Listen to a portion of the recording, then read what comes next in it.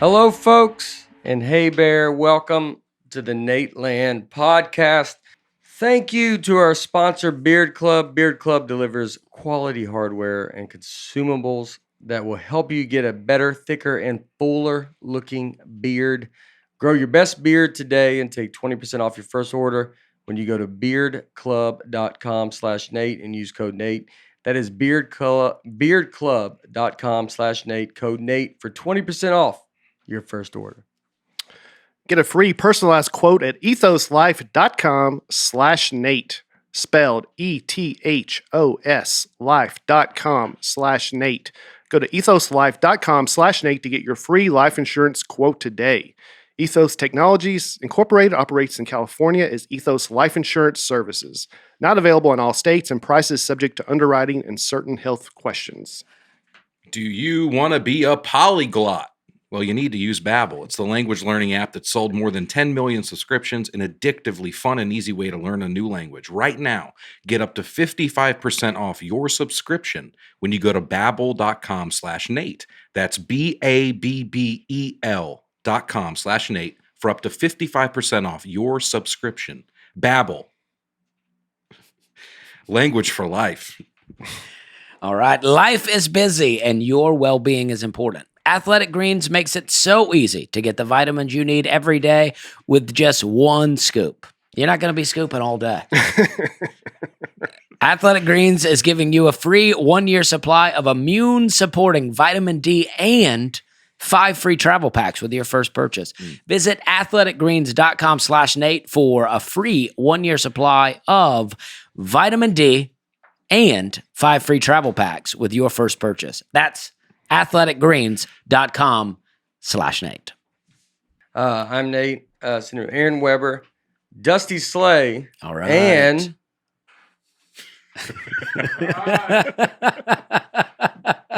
another Dusty Slay. All right. That's what I'm talking about. All right, we're having a good All time. right. Having a good time. We could use more of this. Ash, the sheriff hat. Where'd you get that hat? This is it's not easy being Dusty. I've learned that. Yeah. The hat is Terry. I can't even talk with this thing. Hang on. The hat is my second cousin Terry Ash. He was the sheriff in Wilson County for about 20 years. Wow. That's a good hat. From the mid 80s to the mid 2000s. So the hat was the easiest part. Yeah. This beard riding up on my mouth here is the hard part. Yeah, beard. It's tough. The hair, I had a brown wig, but it was like a glam rock, too long. Yeah. I wish I'd have kept it. So my wife convinced me to take it back. You kind of got the opposite color thing going. I got the darker beard and the lighter hair. Yeah. Which is, I think, good. Yeah. I think it's a nice, Yeah, a little yeah. mismatch here. Yeah. Kind Yeah. of works Buck well. up. Yeah. So I took it back. My wife convinced me to take it back and get a shorter How much money did that save you taking it back? wig. It saved me $250. Okay. This looks Okay. good on you. And I mean, I'm into this look. the glasses were the hard part. I texted Dusty and I said, "Hey, where do you get your glasses?" He said at a thrift store. So I got my others at a thrift store. Yeah. I went Had lenses to put in there. went to Goodwill. Didn't have glasses. Got the shirt at Goodwill. Yeah. And then I went to another thrift store. Could not find the glasses. Had to order these online. It's the best I could do. How So, much total all in? About $100. Oh, really? Wow. That's about right. That's about right. $100 for the whole. Yeah. The glasses were like 30 something just for the shipping. The shirt was $5. You save the money by just getting a haircut once or twice a year. Yeah. Yeah. A lot of savings comes in there. Yeah. Aaron, what's the problem here? We're having a good time. Have you ever had a facial hair like that? And has your hair ever been that long? My hair's definitely never been this long. And I tried facial hair during the pandemic, and we saw how that went. I missed it, I think. I wish I could have seen it. Well, there's some videos There's out some there. video. It's not good. Yeah. Uh, So this year, my daughter, we're going trick or treating, you Yeah. know, and so I'm like, I got to be somebody, and Right. I looked at who's the popular Halloween costumes this year, and they're all terrible. So I'm like, I want to be Dusty. There Yeah. you go. yeah, that's a good look. Yeah. Yeah. So everybody listening, Brian Bates is Dusty Slay right now. We'll show a picture. Yeah, Yeah. Dusty, what do you think? I think it looks great. I mean, I'm in full support of it. All right, Yeah. All right. making that All fudge. right. Yeah. That was your original catchphrase, yeah. wasn't it? Making that fudge. Yeah. Yeah. A lot of you went through catchphrases. Yeah, I've had, there's always a saying out there Yeah. that I'm looking to have catch on. Yeah. You're shucky ducky. You doing Yeah, that I kind never of did stuff? that one, but yeah, that sort of Thought thing. about it. Yeah, What was it? Taking the fudge? making that fudge. Making that fudge. Yeah, I ran into a lady in Charleston. She said to the bank teller, she goes, "Lately, I've been making that fudge." Now, it turns out she was working at a fudge company. She was making that fudge, but I interpreted it as Money. slang for making money. Yeah. Because we were in a bank, Yeah. like making that bread, making that cheese. She said making that. making that fudge. And she truly meant making that. Yeah, she's been working at a fudge shop. Yeah. Yeah. Yeah. How did you find that out? Well, I just kept listening. Yeah. Did the bank teller think too? Was like, I don't know. It's unclear. I was just standing behind her, Yeah. I was about to go wait tables. I was just trying to get a little bank for the day. yeah. And I just heard her say that. And it was just the way she said it. Yeah. Lately. Would you have I've to been get your making own that bank? fudge. Well, yeah. Yeah. So if you wait tables, you have to get change. Yeah, I'd take 2 20s and break it down to 5s and 10s, Yeah. 1s, Yeah. All right. make some change. Okay. That's good. All right. You go ahead to do that. I beard. don't think so. Yeah. You can take it off. All right. I think we've served its purpose, right? Yeah. Slide it up Yeah. on it. That's Keep the great. hair and hat, though. That's great. Yeah, keep the hair in the hat. All right. From now on. Forever? Yeah. Yeah. What if I just do this? I love that. You're like Garth now. From I was Wayne's You gonna did say- look like Garth from Wayne World. Yeah. You could wear that and everybody would think you're Garth from All Wayne right. I World. just changed my Halloween costume. then. Yeah. I mean, it's pretty wild. Yeah. It's People- almost a perfect Garth from Wayne World. But it's Wayne that has the black hair, right? I don't Yeah. know. I've never watched the movie. People so say I'm I just look going like with Wayne's this, World but- a lot. I get Wayne's World too. It's Garth's glasses, but kind of Wayne's hair. Right. Yeah. And let's not beat around it. It's a lot of the same face too. Yeah. So if you got blonde hair, yeah, dude. I mean, that's crazy. If Yeah. you got blonde hair, you would be, a perfect Garth. Perfect Garth. All right. Perfect Garth. Well, I may have to change. I wanted to be Dusty for Halloween, but I may have to. The people have spoken. I think we'll have to explain a lot less. If you Yeah. go by Garth. I think they're gonna say Garth, and then they're gonna have to remember. Wait, did he have what hair was? Did he have black hair? It would be a mix. You could say it's a combination of both. Yeah, I'm yeah. a tribute to both. I'm both of them right now. Yeah. Yeah, you're both Because you actually Garth. kind of do look like both of them now and that I Wayne. look at it with that hair. Mhm. Yeah. With that hair, and then if you had a Wayne's World hat, If they had a kid. if they had a kid, Yeah. yeah, that would be pretty good. All right. Yeah, you're older than both dads, but that's yeah. If they had a father. If they- I'm at least the same age. yeah, that's great. Yeah, you have third member Yeah. that never got mentioned. Yeah. You got booted. You're like the fifth Beatle. Yeah. Season 3, or what did they do? They do 2 of those or something? They did too, yeah. I don't think I ever saw any of them. First one was great. First one's great. I mean, they're all right. Yeah. All right. I feel like we were like saying it's good, then you're almost like you showed you liked it too much. You're like, well, I'm not that much. No, I think the opposite. I think you didn't like it. You just didn't No, want to I admit mean, it. I like it, but I do think it's overrated. Okay. Like it's like really hyped up, and I'm like, it's pretty fun, Mhm. but But you might not have been the right age when it came out. maybe so. I Yeah. think I was the perfect age Mhm. because I was their age. Yeah. Just a couple guys like me. Yeah, hanging out in my mom's basement. Yeah. I'm more an Austin Powers when it comes to Mike Myers. I'm more an Austin Powers fan. Yeah. Okay. Yeah. That makes sense. He really lost me with Love Guru though. I really Oh. fell off. Yeah, I never saw that. I heard it was terrible. That's one of the worst. Okay. That's what this podcast is about today. Michael Myers, kind of, but not that. Yeah, in a way. Welcome, everybody to the show. We've been gone a good bit. We're back. If you have seen I announced it on everything and talked about it a lot. I will be playing Bridgestone Arena April 15th. Nice. I went to the Predators game. I got to wave the towel. We stayed and watched the. We were sitting right behind the LA Kings bench, and we ended up staying. Well, this is where they put us, and we stayed there. Me, Harp, and Laura. I was home for 24 hours, and we went and did that. And but it was super fun. It was fun to talk to Harper about hockey. I don't know everything, but it was they get to see them fight, and so I've been just bumping her against walls. Checking her. I've been checking her at home, going, "This is hockey." There was a fight at the game you're at? Yeah, There's a couple. And so I was like, yeah, they just let them fight. And then I pulled her shirt over her to show her, I go, this is what they do. And then so it was the whole thing was great. We ended up leaving it when overtime started. But the main reason, we had an LA Kings guy sitting behind us, and he just started he didn't really say anything the whole game. He wasn't cursing or anything, but he started going, let's go LA, just by himself and going crazy. And it was so loud. And it's like they came back, and I get it. And I don't, it's like, look, if he was yelling that the whole time, maybe we could have, I'd buy the consistency of it. But they came back. I get it. He's excited. It's the third game of the season. Crucial game. Yeah. And then I didn't say anything to him, but at overtime, it was like he was just getting so loud, and he just wouldn't stop doing that chant. And so, Were people joining in, or was it just him? the one other guy behind him? Yeah, that's the LA Kings fan, and he's my age. That's the thing I have the most. You're going hey, come on now. Yeah. I've learned with sports, the older you get, you're like, it's children out there. Mm-hmm. They could be my child. So we gotta probably, let's knock it back a little bit and just not be. Every sporting event I go to, I'm shocked by people in the crowd. Yeah. I'm like, you got so much invested in this, I guess. Yes. He had a lot. And it was, I would never say he was being any, if he was cursing and yelling, then we would have left way earlier. But it was right behind us. He was the seat behind us. It's getting loud. Harper's 10. At that point, it's super late.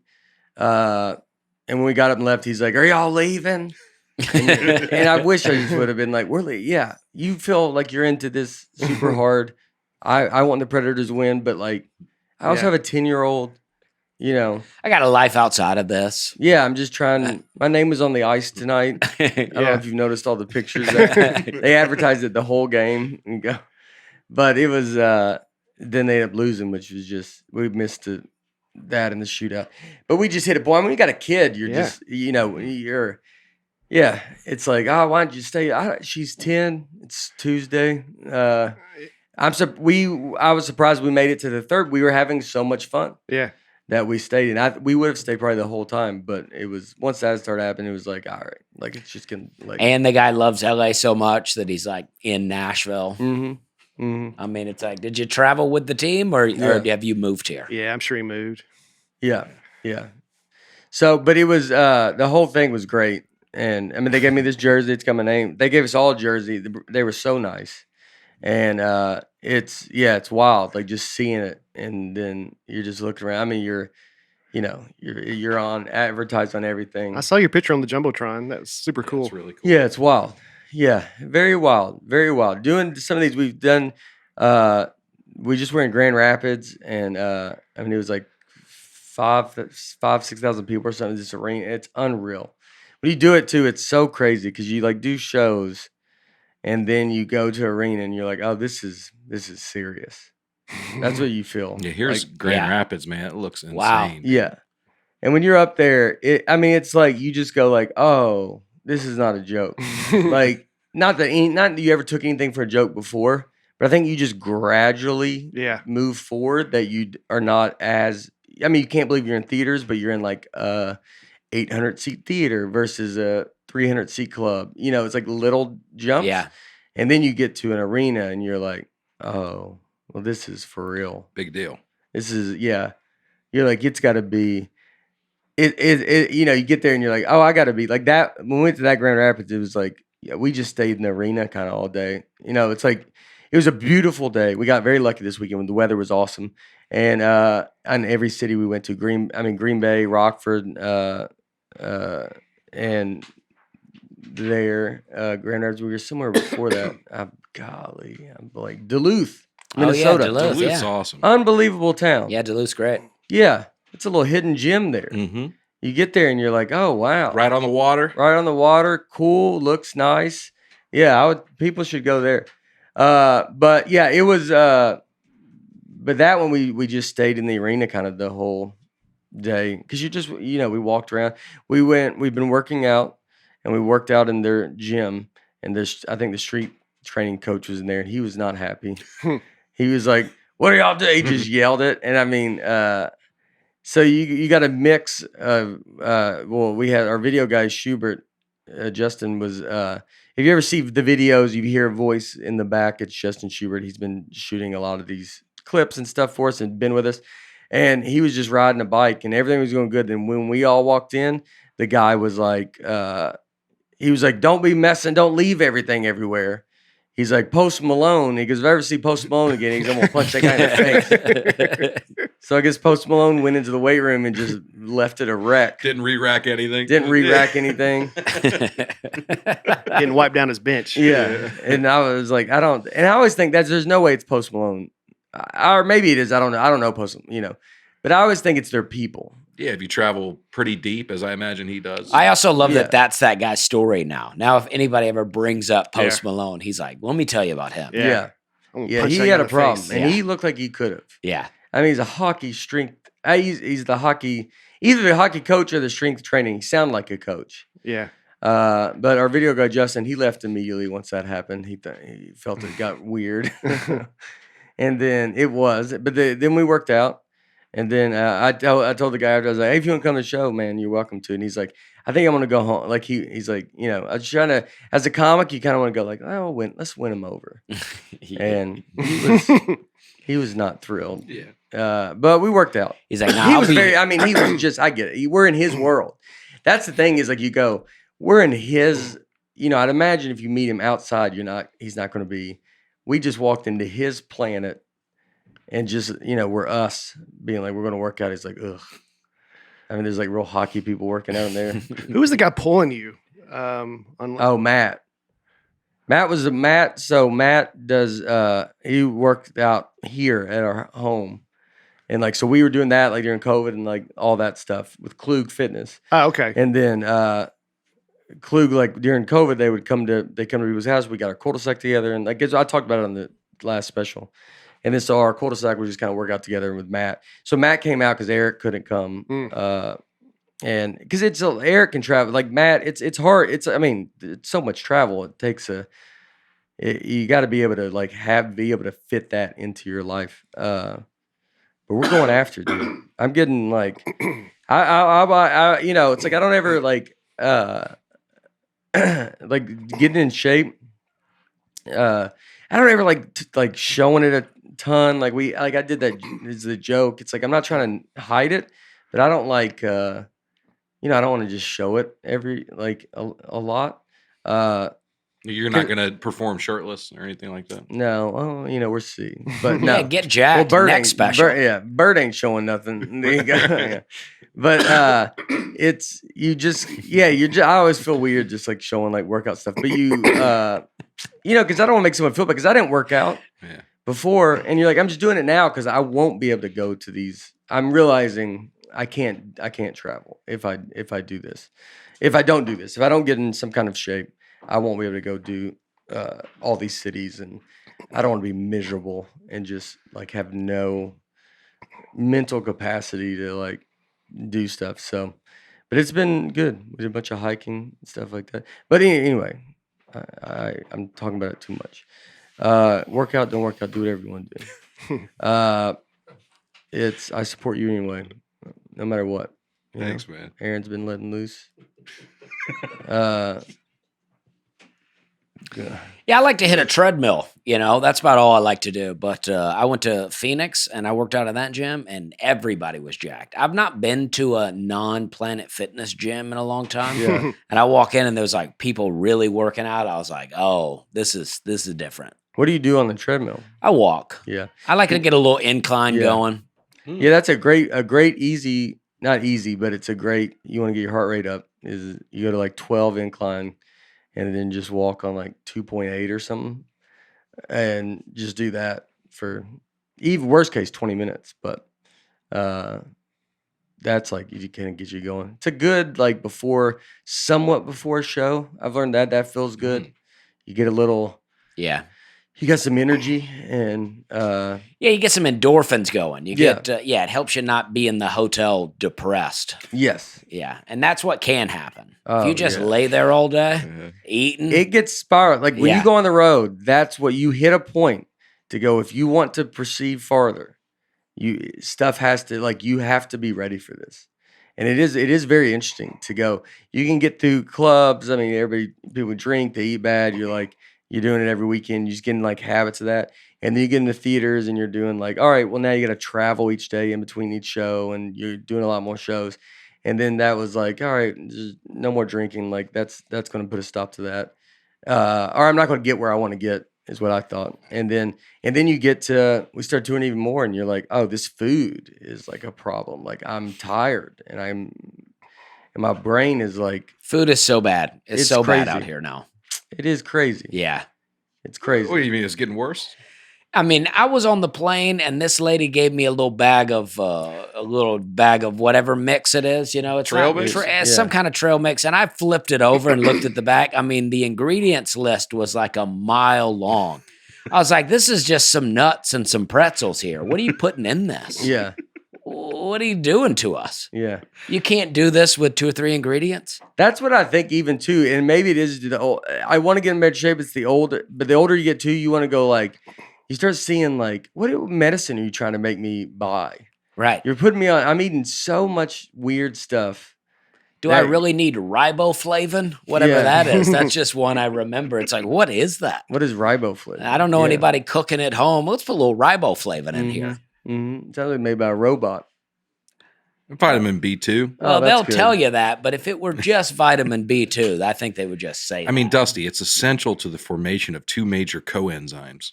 Yeah. I bet it's real benefit. I eat that. I know I eat that trail mix and I go, "Whew, that feels good. Yeah. Feels like my enzymes are together now. The other thing I was going to say, so everybody knows, if you come to the Bridgestone show, all of the Nateland crew will be on that show. All right. All right. That week, I think we're going to in Johnson City and then Bridgestone. So you will see all of us. Well, I'm pumped about it. That's going to Yeah. be awesome. Yeah, it's going to be Yeah, fun. thanks for having us on there. Yeah, no, I'm excited. Absolutely. I think it'll be super fun. It's going to be, and the show is in the round. Some people have asked that. Oh, cool. About tickets, like they're thinking like, well, where are you facing and stuff. The show, like, so I will be in the middle, and when you go up, you just kind of make a circle, so you'll be facing everybody, just kind of, I'll probably just sit down, face one way. Mm-hmm. You pick a direction. I go east. Aaron goes east. He's the East comic. East would be weird. You're facing sideways. Yeah. I'm going to practice at home, just making Spinning. circles. Yes. How many times do you think you get around, Aaron? You mean throughout the course of a 10-minute set? Yeah. I'll probably make a couple laps. Yeah. I can get all the way around. Yeah. Yeah. You move around though. I do move around Yeah. too much, honestly. Yeah. I'm working on Well, it. this is going to be a good thing for you. Okay. Yeah. I feel like when Dusty, you're up there, you're not going to trust your back. Yeah, well, that's true. Yeah. That is true. What's going on back there? Yeah. You're going to. If people are laughing behind me, I feel like it's at me. Yeah. Yeah. Yeah. So you're going to have to always just kind of be. You're going to feel exhausted. When you get Yeah. off. Yeah, mentally, for Yeah. sure. Yeah. Paranoid. My nerves will be shot. I think, Brian, you will end up sitting on the stage the whole show because you'll forget where to get off. That's a good chance of that. Yeah. That almost happened to me this weekend. I did my dry bar Oh, yeah. set, and you just kind of walk out through a curtain, and getting back off and finding that curtain where you go back through the cracks a little more challenging. But You should get off like just because the videos is not political, but like Joe Biden getting off the stage. That's how you should always leave a stage. You just get done and you go, all right, where Which do one? I go? And then someone has to come up and grab you. yeah. Yeah. Or like award shows, they win. They almost Yeah. always walk the wrong direction. That would be the good part of your act. Just the end of it. Someone has to come up and show you how to get off. You always go the other way, and then someone grabs you. Well, let me tell you what happened. So I did dry bar this weekend, 2 tapings, and they went really well. But these audiences are trained at the end to give you a standing ovation. Happens pretty much every time. It's like you did that. Was it comedy.tv? Yeah. Where they know to stand at the end. There's 3 comics on this lineup. Really feels special when you know they're supposed to do it, too. Yeah. They stand up when you walk out, and when comedy.tv, they did when you walk out and when you left. Okay. Well, they for this they stand up at the end. I'm first. There's 3 comics. There's an MC that goes out and tells everybody, the routine stuff. Go to the bathroom now, blah, blah, blah.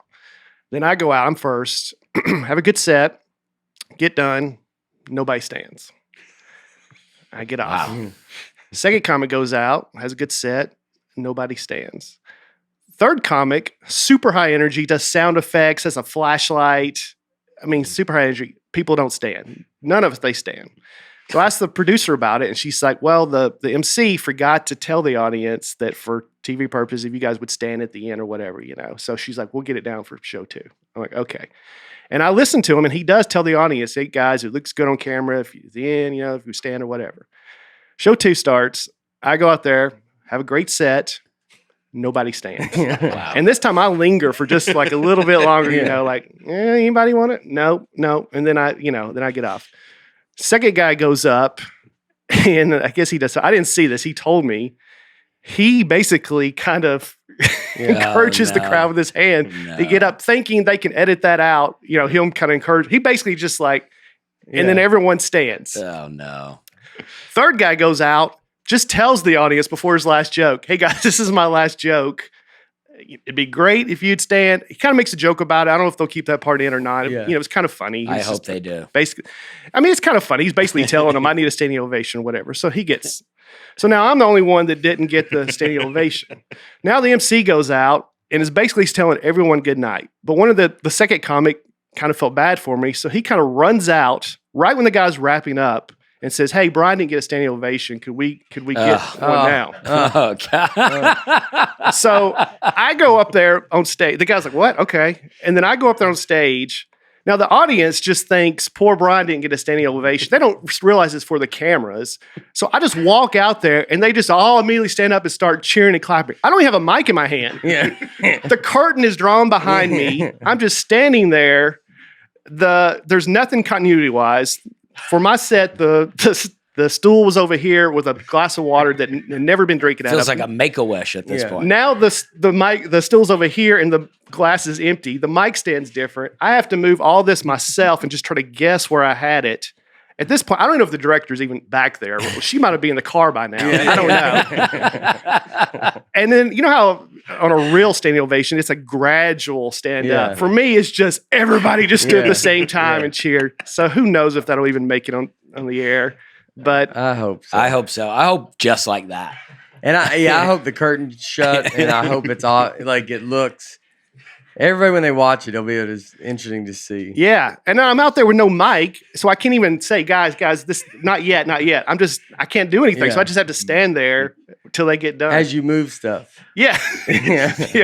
Yeah. Basically. So it looks like you look like the janitor out there cleaning the stage, and they're like, give it up for the work staff, everybody. And everybody, The audience just loves watching you move stuff. Women already had purses on their arms. People are ready to go, and they're, what is this? And you're gathering your belongings and moving a stool over. With a glass of water that's now empty all of a That's sudden. empty, yeah. Amazingly. He goes, I guess he pounds that water at the end. And nothing like the MC being like, do stand up after the comic. And then you're done and they don't. I know. No matter how good you did, you think the audience really rejected that. It's like they didn't get it. People came up to me after the show. A lot of folks there, very nice, and they said that's the most breakfast thing we could have ever experienced. They loved it. Yeah. But they kept saying they missed it or somehow we were afraid to stand because we were afraid we'd block the cameras or something. Or at least that's what they told me. Maybe they just didn't want to. No. People don't. At a taping, I think people are just they're nervous. Yeah, they're like, I don't want to mess it anything up. Yeah. It really takes one person to do it to get everybody to do it. But nobody. I was like looking at guys like, you, will you stand? Mm-hmm. No. Mm-hmm. Everyone just thought they felt sorry for me. Like, come on, guys, just give Brian a standing ovation. It just like they felt like, oh, I hope that makes it special. Yeah. Well, some fashion will. I hope they even show the other comic going up to say, hey, guys, Brian didn't get a standing ovation. I mean, I feel sorry for him. Yeah. That's how they should start the special. Yeah. With that guy going, Brian didn't get a standing ovation. If someone walked in the room, they'd be like, "Oh, how old's Brian? 17?" And they're like, and they see you walk out. He's a kid. He's a kid that they're like, "Yeah, I'll do that for that." I mean, what is he like, 17 or something? First show? Like, Yeah, I like what you said. Start that way and then do a freeze frame. And there Oh, I yeah. was, there. Yeah. 30 minutes earlier. Wow. What was his name that did the flashlight? It wasn't Mutzy. Okay. We've talked about him Yeah, before. There's a guy named Darren Carter. Oh, I know Darren. Oh, you did? Yeah. Okay. Yeah. Darren's great. Yeah. Yeah. Super fun. Yeah. Yeah. He's great. Yeah. Wow, that's fun. But even like asking, like even if you know the audience is supposed to do it, they've not been doing it, but like asking, I could never do it. I could never ask. I mean, I don't really get them, but I'm uncomfortable if people stand. And if I could never ask. You know what I mean? Even if it's just for the taping, No, just the not idea, ask. I couldn't do Yeah, it. yeah. Well, for the record, I did not ask. I know you did. Yeah. Yeah. But it's the taping is like it's just such a weird like you're like what they if they have no footage of anybody standing, but truthfully they could have just used the footage of another comedian and show you. That's what they're probably going to do. Yeah, except they don't have cameras facing the audience. That shot is always from the back. Oh, So you see the comic on stage, and then Yeah. you see people stand up. yeah. So I'm going to be in there some It'd form. be or so fashion. Yeah. fun. It's footage of another comic getting a standing ovation. They just dub you over. They have to put that in the Thanks a lot, credits. folks. Thanks. Yeah. Oh, The stage man. is blurry because they can't show it. But it's a guy You that see Darren's red hair, and you're like, does Darren have red hair? he's bald. Yeah, bald. Yeah, he has red hair. Okay. He did. Used to be. Used to be. Yeah. Yeah. You know Darren? No. That's so fun, dude. Well, I was in Las Vegas this weekend. I haven't seen you in a while. I was in Chicago, Milwaukee, Iowa, and then last weekend I was in Vegas. I want to shout out to Nancy. Got us my first massage. Oh, Got a okay. massage. Cool. Felt pretty good. yeah. I had a couple knots the size of golf balls on my back. Wow. Oh, And yeah. the therapist commented on it quite a bit. Yeah. Said I need to start doing it regularly. Who knows if I will, but we had a great time.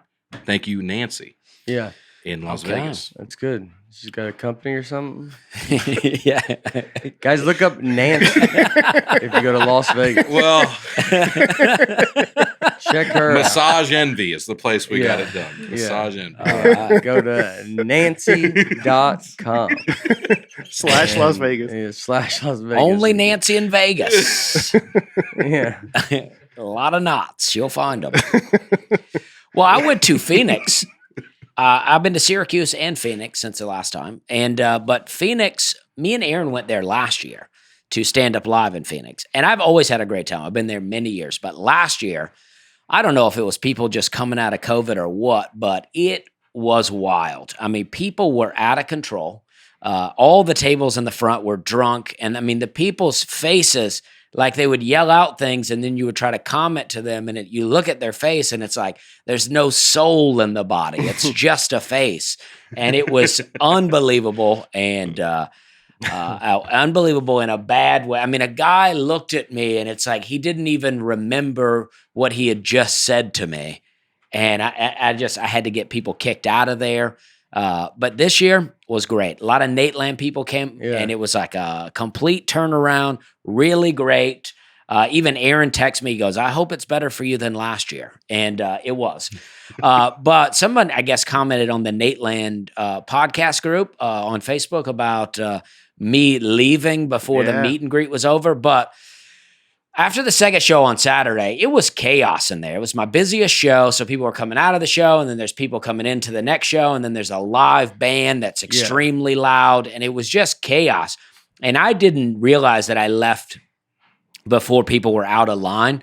But I would look at the line would be empty, and then I would take a picture, and then now there's more people in line. And I thought people from the late show were getting into that line, and I was just like, I got to take a minute before I start this next show. Yeah. So sorry about that, but Yeah. it was great. We had a great time. Yeah, I think you guys, the fans, know where they stand with Dusty. And Yeah. he likes some of you. Yeah. And His Yeah. limits. I like it when you There's- get into the line early. Yeah. now that area at Stand Up Live, right? Yeah. That area can get just be a zoo. Yeah. Just because it is. They have that bar, and then when you have 2 shows and they're coming and going, it's just a hard Yeah. place to, because they put you like right out. I mean, that's an awesome club. It's so great. And It's so great that there's so many people there. Yeah, it's a Yeah. good thing. Yeah. And then you have that next door. Yeah, it gets hard. And it is hard too. Sometimes you think it like you're standing out there, you're like, you don't know that people want to, you might be like, hey, is it over? I don't know. Right. Like, and you feel awkward and you're like, I'm just standing here. I don't want to make someone come up to me. Yeah. And so sometimes it's like confusing, and then you're like, I'm Yeah. gonna just go back because I'm, it's almost pure awkwardness. And people were yelling. One guy was like, "Hey, who'd you open for last year?" And it's like, "Well, I headlined last year." And it's like, so I got to yell out the correction. Yeah. And it's just like, it's a lot going on. Mm-hmm. Mm-hmm. When I was there with you, Nick Novicki came down and did a guest set, and we were out there, and some drunk lady asked him if she could pick him up. Yeah. Oh, It was boy. just crazy. Yeah. What'd he say? No. Yeah, he said no. I mean, No. I know. Yeah. He let it happen. Yeah. Yes. All right. No, it was just, yeah. Well, then you get that mix too. You just don't know who's going in where. But I mean, it is. An Yes, awesome I thing. kept thinking that people coming to the next show were just going ahead and getting in the picture line, That happens. and then I was like, this is going to be never ending. Well, I got to rest. yeah. Well, that's the weird part too, is you don't want to be standing out there when the next show's walking in. Yes. That feels very uncomfortable. Yeah, I don't like because that. it's like what's that word? Presumptuous? Presumptuous. It feels very presumptuous. Yeah. That you're, that you're sitting there and you think that. Well, when people want to take pictures with me before a show, I always think that's exactly what I think. Like, well, if you don't like the show, now you're just going to delete this picture. Yeah. And I'd rather just wait till after. Yeah. And then if I don't see you after the show, I'll assume you took the picture with me, but then didn't like it. And that's why I'm not seeing you Yeah. again. You want proof of life. Yes. Okay. And even I feel like it ruins the mystique, right? To see someone before the show. Yeah. I want you to see me, coming out on stage for the first time. After the show, it doesn't matter. But before, it's like, we're trying to maintain some entertainment presence. You don't here. be walking. Yeah. Well, that's the fun, where you do want it to be the first time they see you that's the show. You're right. It's like a show. Yeah. Mm-hmm. They see you in the parking lot with a shirt on a hanger, Yeah. walking into the club and stuff. Yeah. I'm like peeing by my car or something out there. You know what I mean? Yeah. well, some of these clubs, you have to use the public bathroom. Right. So Yes. go in there and you're just peeing next to a guy. Yeah. I'll go outside to keep from doing that. I do Yeah. that a lot, actually. Yeah. Yeah. That's always. That's pee outside? brutal. Yeah. Yeah. Yeah. I mean, I think you could there. yeah. There's maybe some homeless in Phoenix. Well, in Phoenix, they do give me my own bathroom. Yeah. So that's, No, Phoenix is Yeah. awesome. it's a great But club. it's the other clubs like when you have to go pee, like, and you're like, I'll go in a stall, and then if you hear someone come in, you just gotta wait till they leave. Yes. Because Yes. you just you don't want to be like, hey. But now your sneaker game's so good, you got to stand up on the toilet. Yeah, no, I take my shoes off when I go. Yeah. Because you I've don't want always to be done doing urinal talk right before you go out and do comedy. No. I know comics that don't care. Yes. That's a I mean, I've level been of there. confidence. Yeah. I've had to do it, but it's tough. All right, let's start with some of you guys' comments. As always, we appreciate you writing all this stuff in. Chris E. I'm from Alabama and pronounce compass the same way as Dusty. Everyone I know says it this way. Maybe it's an Alabama thing. What was the word? Compass. Compass? I'm not familiar. Compass. Compass. What'd you say? Compass. Compass. Yeah, compass. Compass. We just read it, We just go right through the compass. Sounds like past tense, like Yeah. you just used one. That's always been Alabama's problem, just reading too accurately. Yeah, exactly. Yeah. I think it does sound like you'd go, do you know where you're going? Yeah, I just compassed it. Yeah. Yeah. Here, give me the compass. I'll do it again. But Yeah. I've already compassed today. Already Sounds like compassed. that. I got it. Compassed out. Well, I think, there's a difference like compress versus compress. Those are two different things. I don't know what compress like is. a hot compress. Like, let's say you have an injury or A knot, golf ball knot, Go see Nancy. Nancy and Is that Go what see she would Nancy. use? Yeah. She would use a hot compress. Yes. Yeah. She wouldn't use a compress. Yeah. What does that do? That squishes something? Yeah. Right. Yeah. Yeah. We're trying to do Yeah. the opposite. Yeah. David Desharoon. Disharoon. I like that while trying to figure out how to pronounce the word compass correctly, Ford comedians compared it to words like Comcast, but never comedy. Thanks for all the laughs, guys. Yeah. Yeah, it's not comedy. Yeah. You know what I mean? True. Comedy. But you were Comedy. the one trying to make the argument. Like, guys, it's Comcast. You were using other examples. Comedy would have worked perfect for your Yeah, it argument. would have. Yeah, I mean, I missed it. I mean, David Disharoon is correct. Tandeman. You can use the word had 4 times in a row in a sentence and it still makes perfect sense. For example, what he had an effect on people. Yeah. I love to say had. I like a nice had. What he had done. Yeah. Dustin Gaddis. I'm not here to advocate for Klingon, but if it has a whole alphabet and people speak it, is it really a fake language? Who decides when a language is real or fake? Which is spoken more today, Klingon or Latin? That's a good point. Yeah, I mean, if people are communicating that way, that does make it a language. I think you'd have to start your own town. Yeah. And then just be like, we do Klingon. And then you'd be like, well, if you come to the town, you have to do it. Just That a is bunch crazy. of like real clingy people. Yeah. I think we said it before, but it is crazy. Latin was the one that everybody, they were like, you should take Latin. I just remember people taking Latin and it's just gone. Yeah. Well, it was gone even when I took it, but as far as a dead language, but it just died out. Yeah. Christina Fisher. The deaf actually also created the football huddle. Gallaudet University was the first all-deaf university, and their football team realized after several games that their opponents were learning the signs they used for the various plays. Thus, they created the huddle to keep their next move a secret. Wow. Wow, look There at they that. are. Look at that. Makes sense. That makes sense. Football players were Yeah. built a little differently back then, Yeah. huh? The deaf ones Yeah. were. They were not a lot of chest going on there for those guys. No. No, not a lot of bench pressing going on back then, I think. Yeah. Oh, leg packs. Man, you probably just get. Wonder what the injuries were back then. They was talking about the helmets. Like if you just took the face mask off a helmet, like or they made them play with no helmet or something. Like it would be. We take care of a lot of the head injuries. Yeah. They got the facial expression down to look tough. Well, they had to stand still for 35 minutes to have this picture taken. Yeah. So. I mean, it might be the first picture they've ever Yeah, seen. they don't know what's going on. No one even knew what that was. This is like their souls got snatched right out. Scout Roos. Scout Roos. It's Scott. Scott Rouse. I'm the guy from the behavior panel that talked about Nate being the most competent sitter I've ever seen. I'm a body language expert and analyst, and I train law enforcement in the military and interrogation body language.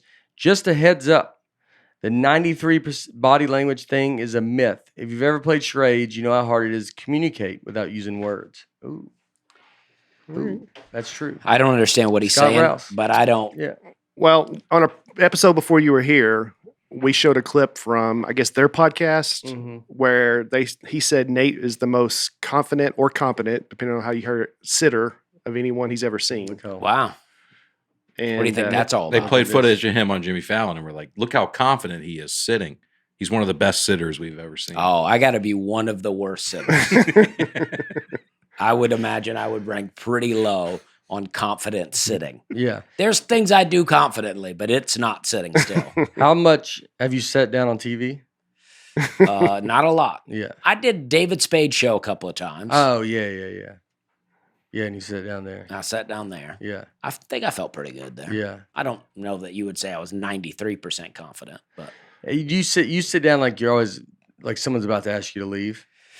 yeah. I mean, I think that's probably where I learned it. Yeah. I Aaron. did a sports show in Chicago last week with this guy, David Kaplan, who's very cool. And I didn't know how to sit because it was like a chair like this. Yeah. So I just put a foot up over the other one like that. I thought that looked all right. I looked casual. Yeah, no, it helped. The North Face jacket helped. I sat like that the whole time. Yeah, it looks like a fan they got grabbed out of the stand, and then they just. We found Aaron. We got this guy, Aaron. He was at the Notre Dame game earlier today. Aaron, how do you feel? He's like, I thought it was going to rain today, and the rain didn't come in like I thought, and I wore this. This guy won't leave now. Yeah. Look at he's got a suit. Oh, it's his show. You got a turtleneck. What kind of things does he have in his pocket there? That is He's got a lot going on. He's got a pocket protector. You do the foot thing like I do, though. You're tapping the foot. Well, that's what I started. I was watching it back, and I started to notice. Yeah, I was just moving my foot a lot. Yeah. I didn't quite know how to sit. I could just lean forward like he's doing. The point is, I'm sitting next to the most confident sitter in the world. I just like some tips. Yeah. I mean, North Face jacket, start. Take that off. At least give yourself a chance. Well, that looks like you're on TV. A lot went into that, me wearing that jacket. The shirt I'm wearing is a little smaller than I would have liked. Yeah. So I had to throw something on over it. Yeah. Okay. And then I also needed somewhere to put the lapel mic. Yeah. Which I couldn't do on just the t-shirt. So I asked everybody there, I'm like, can I just wear this? And they're like, yeah, I guess. Yeah. Should have read into that a little You more. read into that. Yeah. It would be, it's like you just should have a jacket. I wear hoodies and stuff. But it's like just bring a nice, like at least like somewhat either, I don't know, like a hoodie or I mean maybe zip it up and even like and I think you could zip it up a bit more. Yeah, you could zip it up. This wasn't really why I wanted to show. I was talking more about the sitting. We didn't need to critique my whole wardrobe here. I'm working with what I got, you know. Yeah, you let them know a Wrigley Field to be like, I know y'all are town, and you've seen you. Here's part of my Wrigley shirt I bought. That's a little too tight. So you were gonna wear short sleeves. I didn't think about it as much as I probably should have. A t-shirt and short sleeves on a show. I mean, I'm just, just tell them no next time. I think they'll do that for him. Yeah. I had fun with them. I thought it was a good interview. I should have thought more about what I didn't watch wore the whole for sure. These are new things that I, That's true. No, they are new things for me, new challenges for me. They are. I do need to think about what I wear. On look, like people probably go back and look, and you're gonna find just nonsense that I have on. Yeah. But if you do it, you got to decide what is a YouTube. If something's a podcast, doesn't count. Yeah. Or if it's like a YouTube interview, doesn't count. But if it's a TV, and this is like a big show, I found a lot of people told me they saw me on this. This is like the Skip Bayless or Stephen A. Smith of Chicago. Yeah. And did you say I thought we were going to do it in the rain? I heard it was open air, this interview. Got a dome in here. He goes, I didn't realize there was going to be. Next time, you should wear exactly what that guy's wearing. Just come in dressed like him. Yeah, yes. Turtleneck, purple blazer. Yes. I like his look. He's got a sharp look. You tell you, like a good go-to. For like, this is a sports show, so it's like, and you're a comic, like, so you don't need to be dressed like him, but it's, I think, good because it was like, you find a plain hoodie and a jacket to go over it. Okay. Always a solid, like, kind of comic, like looks, it's somewhat it looks nice. It looks like if I'm going to go buy tickets, like you got to think, someone's thinking, am I going to pay tickets for this guy? And and then they go, all right, he's funny. And they look to their dad and they go, well, he's wearing the same stuff as that guy. And we're on vacation. And he's working. I say turtlenecks every interview. Yeah. Well, I hope David Kaplan will have me back. I had a good time. And I'll be sure to dress nicer. Yeah, David, just give him if you hear this, David, just give him another chance. It is unfiltered, David Kaplan. It is like, especially if you think that the interview, like, I don't know. Sometimes I'll get TV stuff and I think, oh, it's just going to be like a morning TV, and then you show up and it does seem like a bigger deal. You're like, oh, now I feel underprepared. Mm-hmm. That's it. You can wear you could wear what you're wearing and just be like, you're going to be all right. Really, it's either like it's going to look nice or it starts becoming your character of what you're wearing. Like, it's either way it can go. Right. I just try to dress how I'm going to perform that night. Yeah. Look, I'm making fun of you. There might be something that I've done, but it is true. You learn it. Mm-hmm. You learn it, and you go, all right, because you do learn. I mean, I had an old Conan. I had a shirt that had like the tag on it of someone else's name. It looked like one of those gas station shirts. Oh, yeah. Now, I think that was the kind of the style then. Yeah. But it was like, why would I wear a shirt with another man's name on it? I like to wear my own hats on late night. Yeah. My own name on there. Yeah. Yeah. Try to get those sales up. You know what I mean? Yeah, that's good. Yeah. You look confident, though. So you do a merch pitch when you go out. Yeah.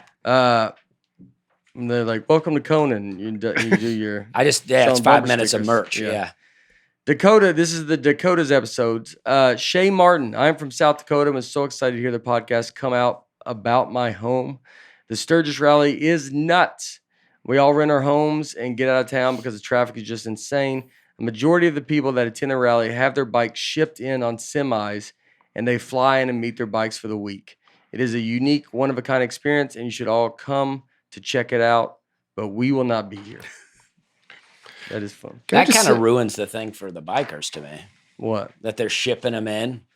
Yeah, I bet they get, you just get older. You probably, we go drive it from Florida. You're like, A motorcycle? That must be tough. Yeah, you're just, I'm sure there's people that do it, but you're. I was just going to say, can I say how much I think your reading has improved since this podcast started? Thanks. You're man. really nailing it these days. Yeah. It's kind of less fun. Put a lot of practice. Are you working on it Professional outside reader. of the podcast? No. I have trouble with a lot of stuff. Being born in Fargo and Larry living- Miller Jr. Larry Miller Jr. All right, never mind. Being born in Fargo and living in Alabama, I might as well have been born in Narnia. When I went to Auburn for college, I had multiple people tell me they didn't think Fargo was a real place, only a movie. I had friends that would introduce me and say, "This is my buddy Larry. He was born in Fargo." I think I would do that every time. Yeah. Yeah, as a Yeah. person who basically grew up where he went to college, I mean, it would have been wild living in Opelika, meeting someone from Fargo. You almost wouldn't be able to wrap your head around it. Yeah. Yeah. I still, my wife's from Canada. I still do that. I Yeah. introduce her like, it's my wife. She's from Canada. Yeah. Like, that's crazy. I know. I love it. It's amazing. Yeah. You go, they let them come down here sometimes. Sounds like your Mellower bride. yeah. Got her from Canada. Yeah. That's what I tell my friends back home. I had to go out of the country to get this one. With your kids, how do you feel about the Made in America thing? What? Oh, my kid being made in America? No, I'm saying it's part not. I'm joking. Yeah. Okay. Yeah, it's only half American. You look Yeah. like a man that wants stuff made in America. Yeah. And You the outsource children it. are You like, know what? well, we There- hired over. There was an Oak Ridge Boys song I liked called American Made, where he's like, "My baby is Oh, yeah. American made." It's a great song, but I Yeah. can't sing it now. Yeah. Right? It feels like I'm cheating on my wife Yeah, singing yeah. this Well, song. she's North American made. yeah, She is, that's true. yeah. That is true. It's American. Yeah. That is It's true. American. She's American. What? No, that's right. These lyrics are ridiculous. They are dude. ridiculous. I just pulled them up. Oh, we don't have to read through them. There's a lot going on in this. To my video game, this is that song. I liked it as a kid. All right, you know. Yeah, I it's still like it. pretty on the I nose. can't vouch for all the lyrics here. I don't know what's Yeah, you about get to canceled now, but it's a hot song. yeah, I can't vouch for the lyrics. Yeah, I didn't know you were gonna pull up. Look the them whole up on your song. own time, Yeah. ladies and gentlemen. Yeah. John Nerum. As comics, my fiance and I moved to Nashville from Fargo. After seeing Dusty and Nate live, North Dakota is a weird, fun state. I met John. John Yeah. just got engaged to his fiancee, Paula, just Yeah. like a week ago. It's cool he wrote in. Yeah, Yeah, Great guy, I very know funny. John. Yeah, Yeah. Him and his fiance. When you were in, Oh, he's a comic. Yeah, they're both Yeah. comics. Oh, They're, okay, they're both cool. really funny. Yeah. when you were in, I think it was South Dakota. Did you get a chance to ride that haunted elevator? Probably not. No. I was wanting to hear if you saw the guy who fell down the shaft, but Yeah. It's We just would in have and loved out. to. We did, because we did it was all, I mean, it was awesome. I tell you, I mean, we're at Fargo and then Sioux Falls. Sioux Falls has a theater that is beautiful. Sioux Falls, South Dakota. And I mean, it was like, you could tape a special in this theater and it would look awesome. Yeah. Like it was inside an old high school. And inside of the high school, they put this unreal theater. So the outside looks like an old is an old high school. That's really cool. Yeah, it was super cool. The physics episodes comment. Craig Brannon, the fact that you guys brought in an expert for the Bigfoot episode, but not for the physics episode, says it all. That is true. well, we got Aaron right here. yeah, that's true. You know, Oh, I think I let some people down, and I apologize about people that. but- have been getting mad at you about stuff in the comments know. about. It's like, I know. Yeah. I mean, you never claimed to be a physics expert. I thought I made it pretty clear I wasn't. Taylor Smith, the fact that this experiment wasn't tested prior to the episode is the exact reason I love this podcast. Yeah, I mean, I want to do it in real time. Back in my day, Geraldo Rivera opened Al Capone's vault live on television, and it backfired on him. There was nothing in there. But is that what got you into journalism? Yep. Yep. Geraldo, he's still around. He's still doing good. Still doing stuff. He's still out there. And a lot of people said, "Why didn't you get looks good too? Like he looks the He's same. in tremendous shape. Yeah, just like me." A lot of people question why I didn't get a deeper tub to do the experiment in, which would, in retrospect, would have been better since it didn't work. But I was trying to find a clear tub so the cameras could actually see the drinks going in. I don't have a larger clear tub, so that's the reason. Yeah. All right. Ian Connell. Oh, that's probably Connell. Ian Connell. I like the ambition to cover the topic of physics, but maybe they should stick to topics more of their speed, like physical education. Oh, that's nice. That's nice. Yeah, I agree. I think that's a compliment, really. Yeah. We're all in shape, is what he's saying. Yeah. Thank you, we know a lot about PE. Yeah.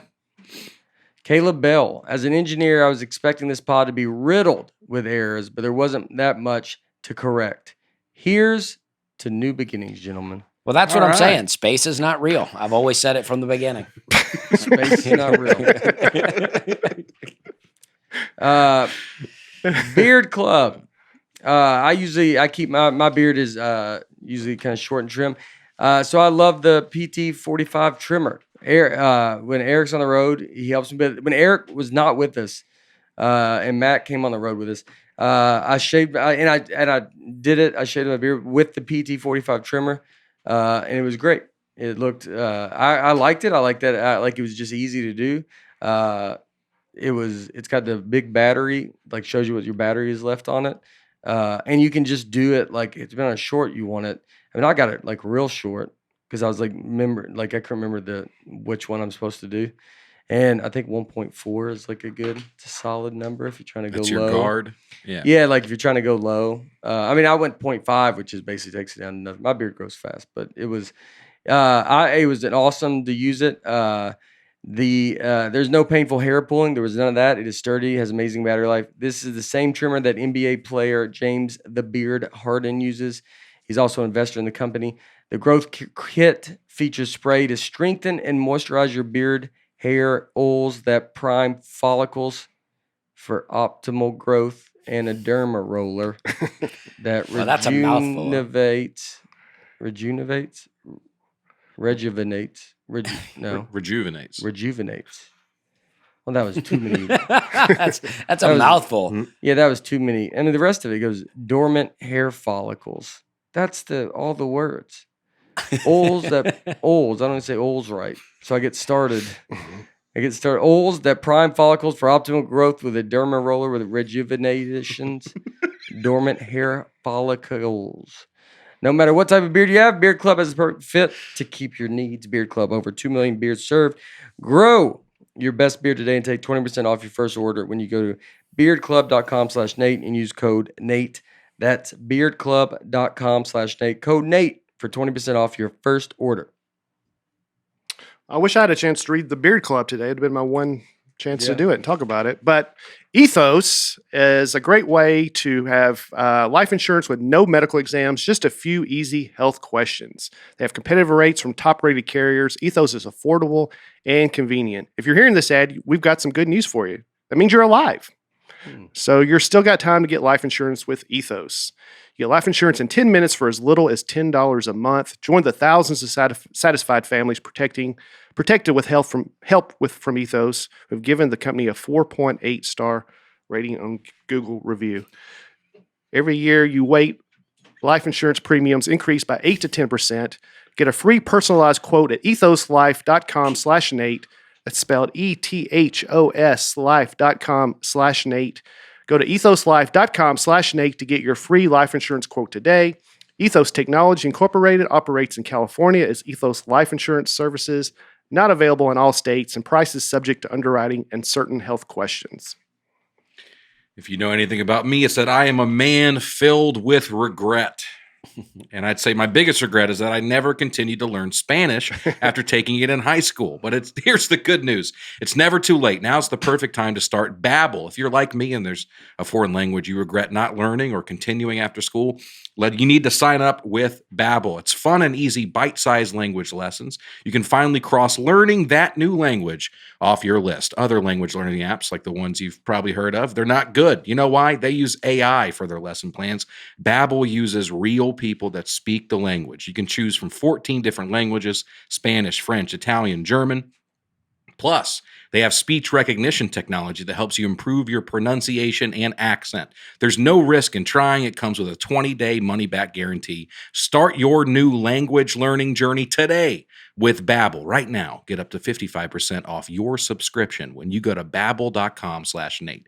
That's BABBEL.com/Nate for up to 55% off your subscription. Babbel, language for life. A lot of people asked about the language episode, why wasn't Babbel one of our ad reads? That'd have been a perfect fit. Yeah. For Would the have language been. episode. And do you guys know why it's called Babbel? Wow. The Tower of Babel. That's right. Ooh. In the Bible, they were building a tower up to heaven, and God mixed up all their languages to confuse them to stop the project. Yeah. So a lot of people think that's where our languages That's why I'm not trying to be a polyglot. You know what I mean? Because God was like, don't be knowing all the languages. Yeah, don't be Yeah. polyglotting up here. Yeah. So I don't know if that was the point of the story. I don't know if we're supposed to take away. Just stick to one language, okay? Yeah. Okay. Our next partner has a product we've started using every day. We all started taking Athletic Greens because none of us eat very well. I have a hard time turning down gas station fried chicken. I almost got some this morning on the way in. But we're all looking for simple ways to try to be healthy. This is a great start to the morning. This special blend of ingredients supports your gut health, your nervous system, your immune system, your energy, recovery, focus, and aging. The taste is great, and it's easy to make and drink quickly. One scoop, not a bunch of them, one scoop with water, shake, and drink. The travel packs are great for when any of us are on the road. You can easily pour it into a bottle of water. Any kind of container, really.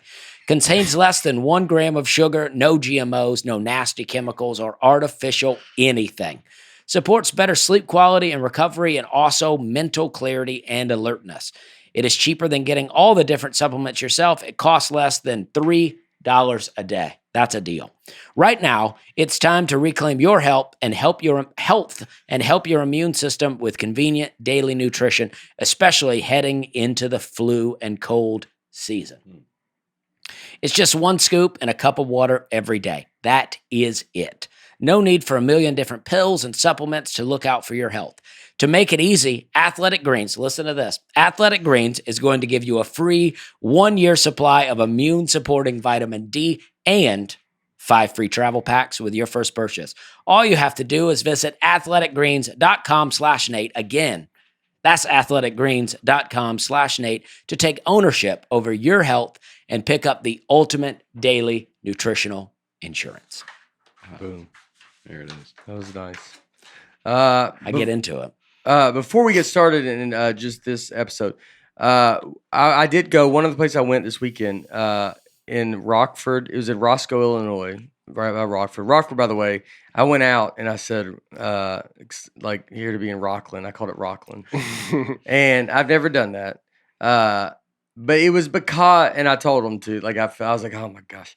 But I was opening with a joke about something I did that day in that town. Mm-hmm. So I just was like, and I was like thinking about it right when I went out. And I was like just thinking about that joke. So you just kind of and then I just said Rockland. But so they have there's a historic auto, attraction in Auto? Like cars? yeah, that's it. Auto Museum. Yep, first one. So the historic auto attractions in Rockford, and it's unbelievable, dude. It's one of the better museums I've ever been to. So it's a guy that like collected. He just has cars of everybody. That's Elvis's car. They have, Bonnie and Clyde. That's cool. That's not their car, but they have. He has the. That's from the movie. but he has the actual hat that Bonnie and Clyde were both wearing. She had like a woman's like kind of thing on, and then he had a hat, and you can see the bullet holes in the hat, and that was actually the hat they had on when they were shot. Wow. And so he has a bunch of stuff like that. Like, it's unreal, the amount of stuff he has. The craziest that he had, he has Stalin's car. Wow. And then he has Hitler's car. Wow. And there's a picture of Hitler in the car that is shown. And so there's a guy there. If you ever go to this place, go ask for Tony. He was an awesome man that helped us with, just knew so much. I'm going to post something on Instagram about it just because we were very surprised by this. It's pretty wild. It's pretty, like, just when you go see, it was like they did have a lot, like Stalin's car. They had like a lot of stuff. Like, Hitler's car is crazy. And you're like, it's like a lot. Like, you're like, golly. And they have also they have Batmobile and Ghostbusters. And so, like, first we're like, oh, we'll see Batmobile and Ghostbusters. And like, by the time you get to Batmobile Ghostbusters, you've seen JFK car and the Hitler stuff and Stalin. Like, you just like breeze by. You're like, who cares about Ghostbusters? Yeah. It was just over, like, that whole part. It was so interesting. And ask for Tony if you go. You should go to it. Not a lot of people know about this. People in that town don't know about this, and it's huge. We could have spent, especially with Tony. Like, you can do it. Tony was saying he would do tours, so you can set up a tour. You can ask Tony with, or ask a tour for Tony. They're just trying to get more people to come. Yeah, and he was like just a wonderful man. He was like 74. He's been married. Him and his wife been together 53 years. And he has the Sanford Son truck? Tony's not the owner. He's the one that, like, he just volunteers his time. But they have it. They have it. Yeah. Oh, man. Yeah. I'm all about some Sanford Son. Yeah. Yeah. They had, yeah. I'd skip Stalin and Hitler and go right to that. I think they did. I don't know. They could have not had that. Like, I don't remember seeing that, but I also could have missed some stuff. You end up, nah, you just can't, like, when he's talking about the Hitler and like what they, it's like, yeah, just having that, like, you're there a lot. Like, you're like, this is wild, dude. Like, it's almost weird, because it's one of those, like, all right, should you have that? Do you want that? But like, he talked about it. Like, they have it behind glass. It's very weird and creepy. And they talked about it being creepy. And, he's like, it's, but it's, I don't know. Did Hitler drive himself? No. And so what's interesting with his car was, so, his plan was, and I just know this because I learned it this weekend. I'm actually watching a movie on it. Like, I might do this as, I'm going to see if I'm going to do this as a joke. So I don't know, but I'll say it here just in case. But like, part of it was, I actually might try to do it as a joke, but I'll just say it. It's, but I was like, he keeps going. He was like, Tony would know the file numbers of stuff. He's like, what's in the archives of file number 74568, like that. And I'm like, Tony, I don't even know if I know what World War II was about. So you could, we're, I'm like, it's good on the file. We're good on file numbers. Yeah. I was like, I'm learning everything from you right now.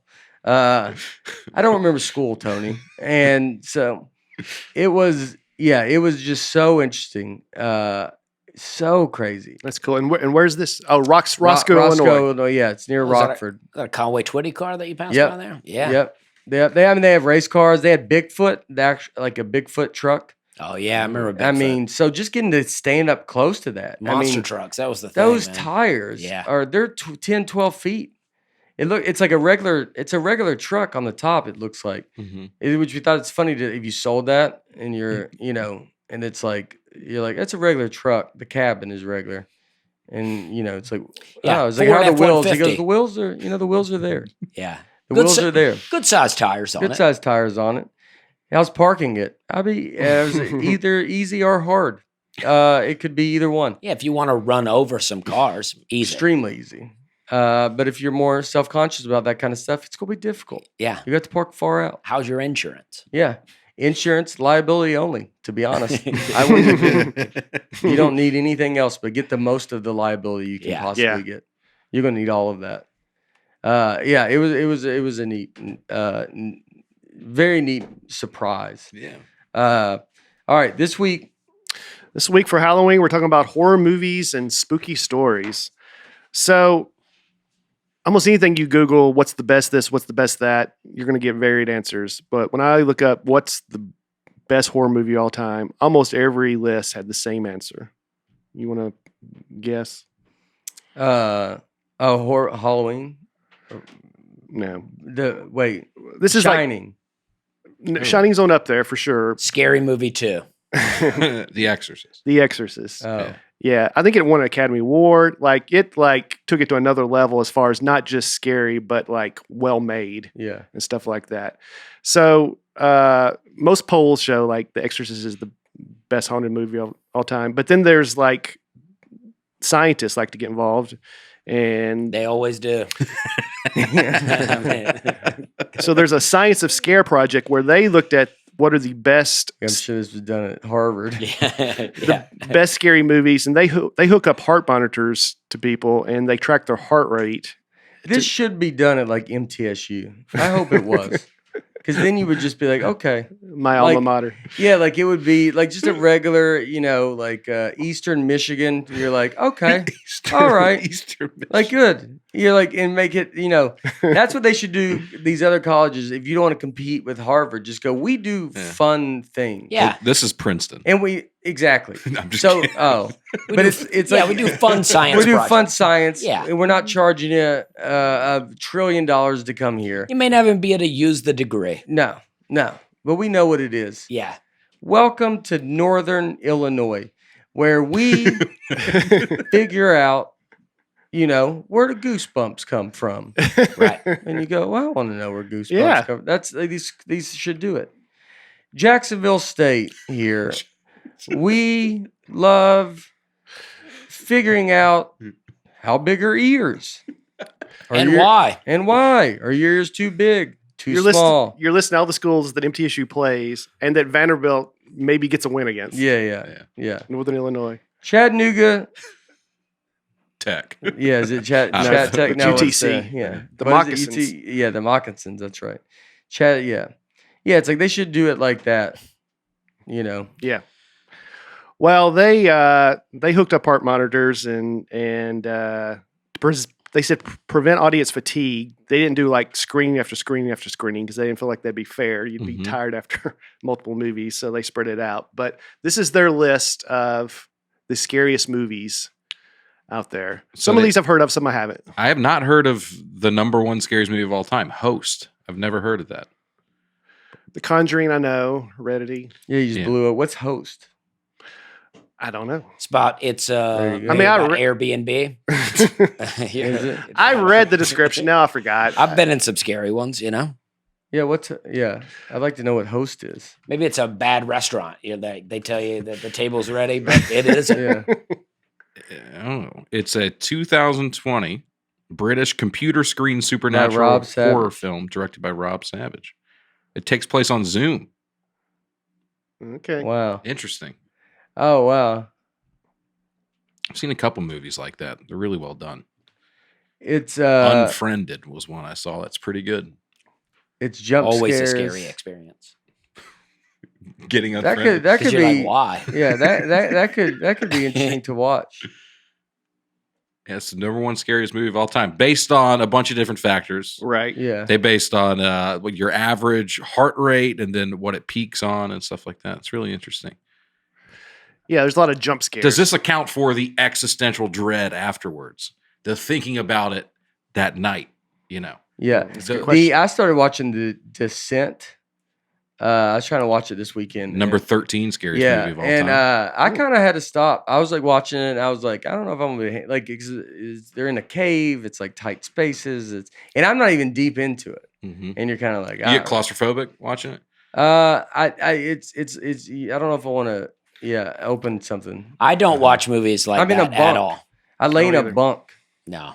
You're just in a bunk laying there watching it. And Yeah. you're like, so you're already in and I don't get claustrophobic on the bus, but you're already just, Yeah, cave stuff is scary when you see people even National Geographic. They're just exploring little caves and it gets real tight. I'm like, I don't like that. Mm-mm. Yeah. My foot gets stuck in there and then I can't get out. Oh. Like if you try to put on a shirt and you can't find the head hole, I can freak out pretty quick in that. You know what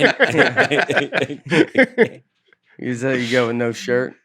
Yeah, you're putting on the shirt and it's Yeah. like, you're like, oh, and you start a little panic Yeah. ensues. I'm like, I don't like that. Yeah. I used to have a sleeping bag that you could zip up and it was just a face hole, but I would put my head outside of it and I would sleep like that. I got stuck in it one night, freaked me out. Couldn't get the zipper down.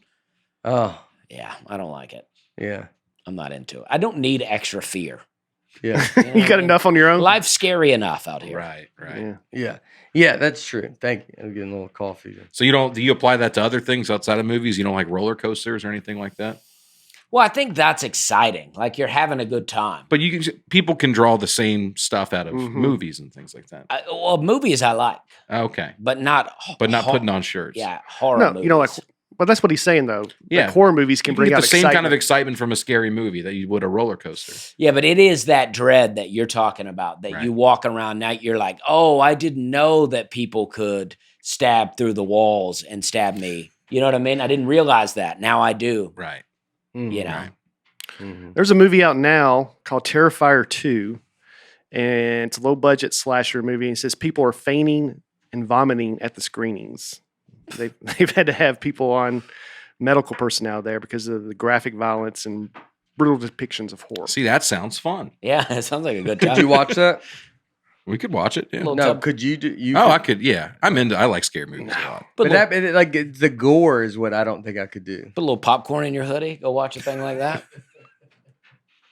Yeah, like what I mean, it's gotta be just nonstop. I mean, they did good where they make you want to go see it, but then it's got to be just Well, just- now that I hear people are vomiting and fainting, now it's like an experience. Now I gotta go watch a it. challenge. Now I gotta go see. Yeah, exactly. See if I can handle it. will you go watch it and tell us? Yeah, I'll let you know. Yeah. I'll watch it tonight. Will Is you- it on it's at a movie theater. Will you pray the demons away though before you come back? I'll say, I'll say a prayer before and after. you know. Okay, Yeah. yeah. Yeah, I'm not going to bring him into the studio. yeah, yeah. We did ghost hunting this weekend. Oh yeah. I mean, just the theater in Rockford, they said was haunted. And Justin had like one of those recorders that you ask, how long did you live no. here? Yeah. Was it answering anything? No. Mm. Yeah. Yeah, but it was weird where you're like, I mean, I love ghost hunting shows. Like I love watching them do that stuff. Mhm. And then when you're doing it, you're like, am I supposed to be doing this? Yeah. You know? Angela Johnson, I hope she didn't mind me telling me, she had a podcast about ghost hunting, and then she said she heard a voice come through on her headphones saying Angela, and she stopped doing it. Oh, really? She's like, they're getting too close to me. Flew too close to the sun. Yep. Yeah, I mean we're Wow. we're not supposed to be contacting the dead. Yeah. I did I a mean- show last weekend in Davenport, Iowa at the Renwick Mansion, which is a haunted mansion, they say. And the guy running the show, Chris, he's told me they've had multiple incidents during shows of strange things happening. Like a comic will put his water bottle on the stool and then the cap will just fly off from the stool like somebody flicked it with their fingers Wow. into the audience. They have film of this. Oh, They're like wow. odd things will just happen all over the place there. I Yeah. find that hard to believe. Yeah. I think if there was film of it, it would be the most amazing, famous video of all Yeah. time. It's very funny you being the skeptic dressed like you're still with that hat like that. I actually find that hard to believe. Yeah. Well, The Dusty's coming through. Yeah. Why would they? Yeah, They should exactly. show the video. Do they? Can you look it up? I said, can you show me the video? They're like, well, we'll find it. it's They've tucked got away. it somewhere. We never edit it. Oh, these guys wouldn't lie to me. It's on my They're phone. nice It would. guys. Yeah. I don't know if I like the recorder thing. Like it was like doing that. I like going in and if it's creepy and you're like, oh wow, like kind of just filling it out and stuff. But yeah, once we were doing that, we did it, and it was funny because we were just being kind of funny. Yeah. But then you're also like, I don't know if I can Yeah. be asking these questions. You know, Uh-huh. Yeah. feels weird. You're bringing it to yourself. Mm-hmm. Much different. yeah. So they did we talked about on the Dakota episode, the Mount Rushmores of everything. Mount Rushmore of horror characters. And there's 3 that was kind of across the board. The 4th one, people had varying opinions on who should be the 4th character on the Mount Rushmore. Candyman, Well, I mean, is that one? that's not one of the 3. Probably, No, like the 4th. Well, it could be. Jason. That was one of the ones suggested. I Yeah. thought- probably Jason. is one. Yes. Freddy, Yeah. And Mike Myers. Mike Myers. Yep. And then the girl from The Ring. That was one that's I put her up suggested. there. Yeah. Candyman was one. I've never seen Candyman, but I feel like Candyman's one that people always talk about. Ghostface was one that Scream. From Wu-Tang Clan. I don't know. That is interesting because I don't know what the other one would be. Like, there's then it kind of what's another like franchise one that's like because it's like those were just so around.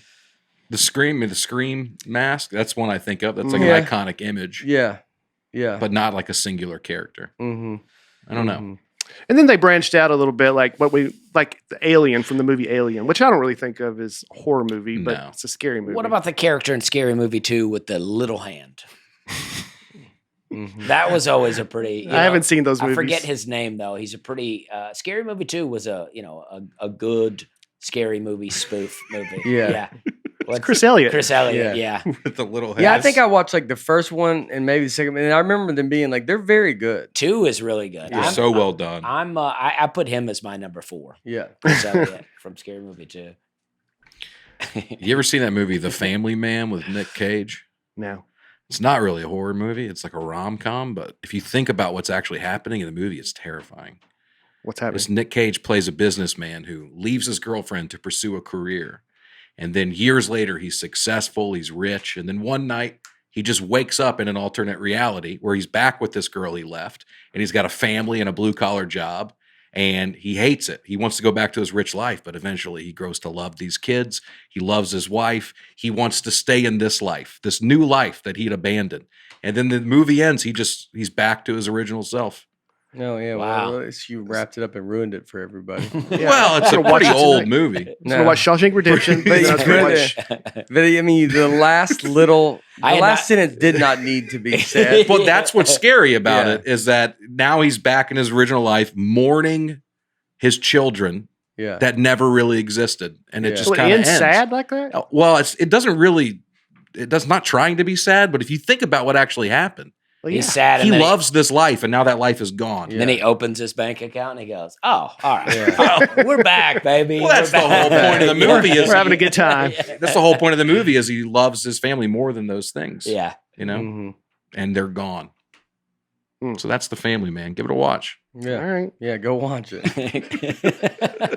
Start at the end and go backwards. Yeah. Yeah.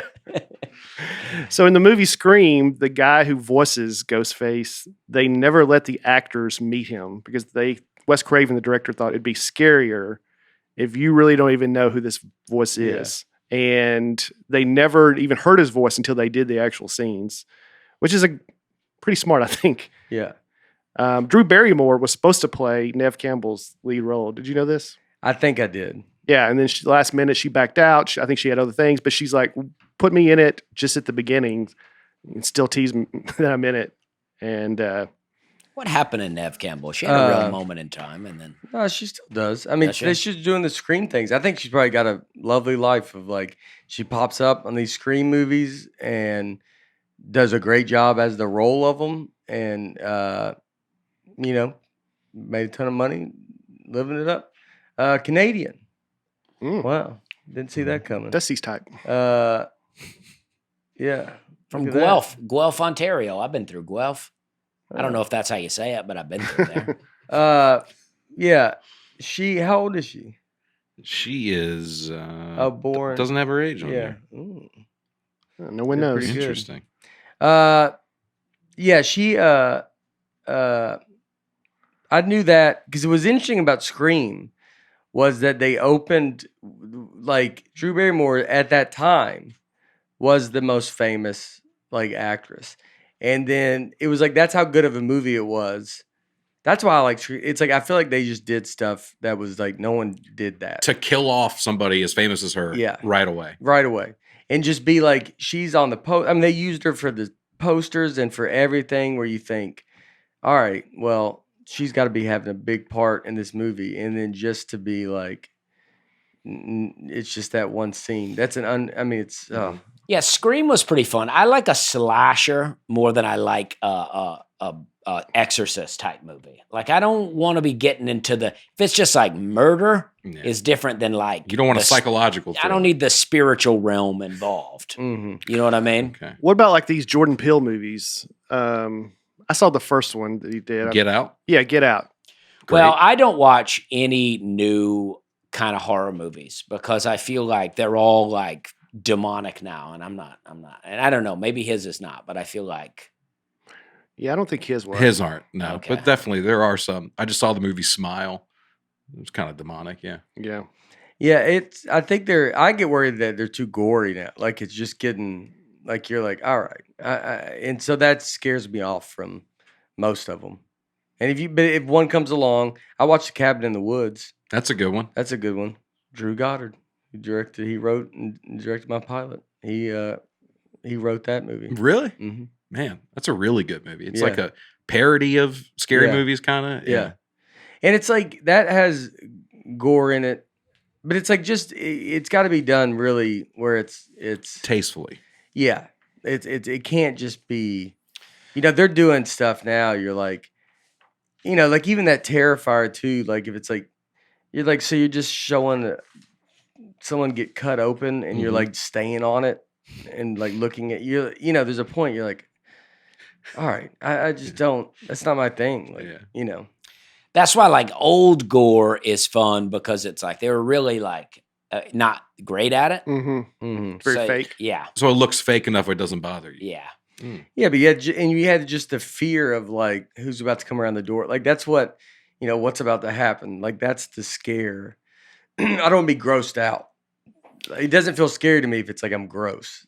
If you're grossed out, you're kind of like, well, now I'm just grossed out. Mm. Yeah. But it's like all these movies, it's like, you watch Jason and then you're like afraid to go camping. And you watch Freddy Krueger and now you're afraid to go to sleep. And I'm like, I don't need to be carrying that around.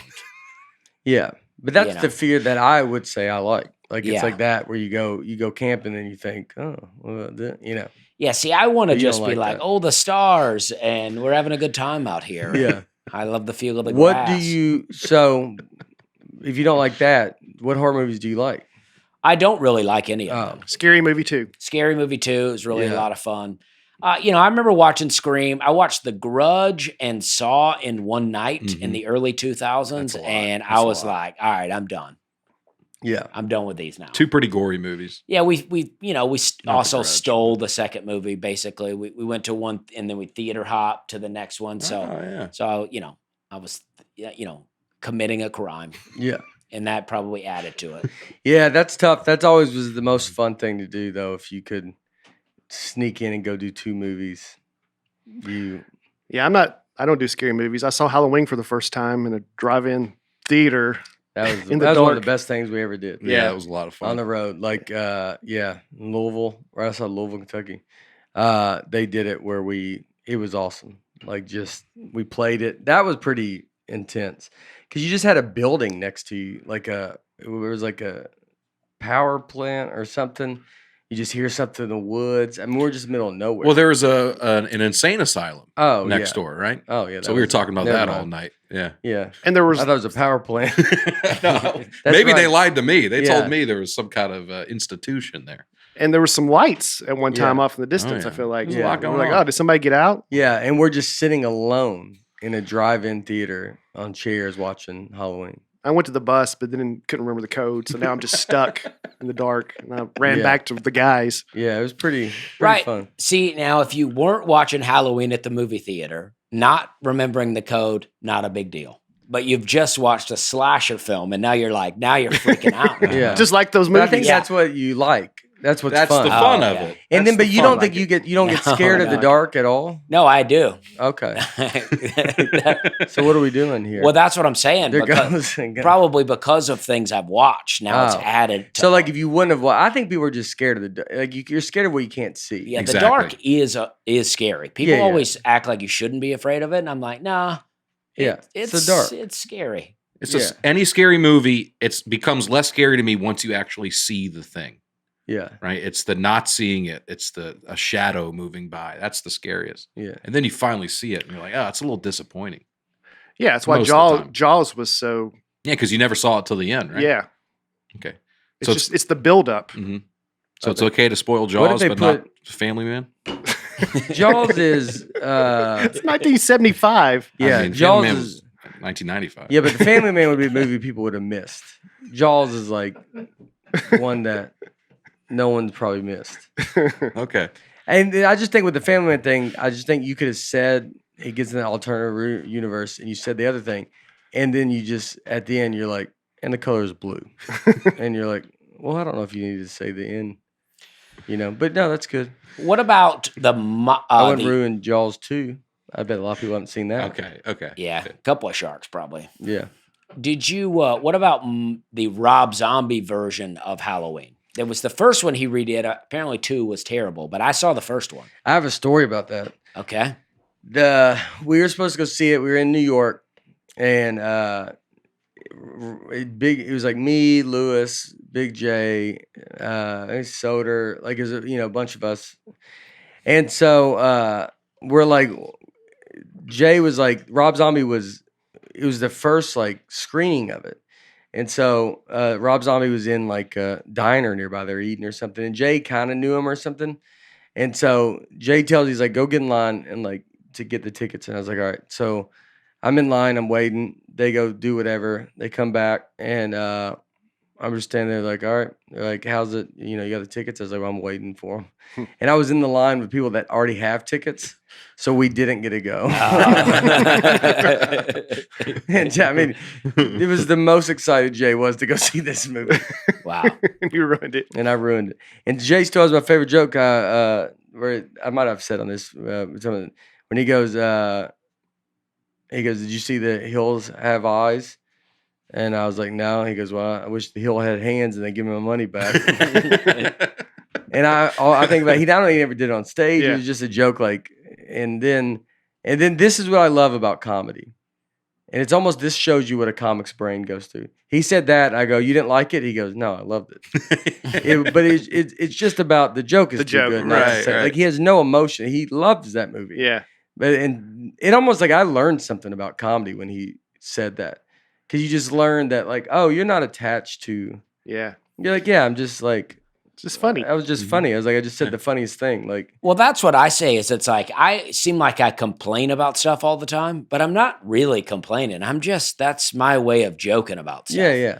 It's like if I go home and I visit my parents and I make fun of the restaurant, they're like, oh, you think you're too good for this place now, huh? And I'm like, no, I would have always made fun of this place. Yeah. It's got nothing to do with the place. No, yeah, you're like, I still come here. Yeah. I love this. Yeah. I love this food. Yeah. That's how you can't make fun of stuff that you're actually currently doing. Yeah. Like that you go eat. I still go eat.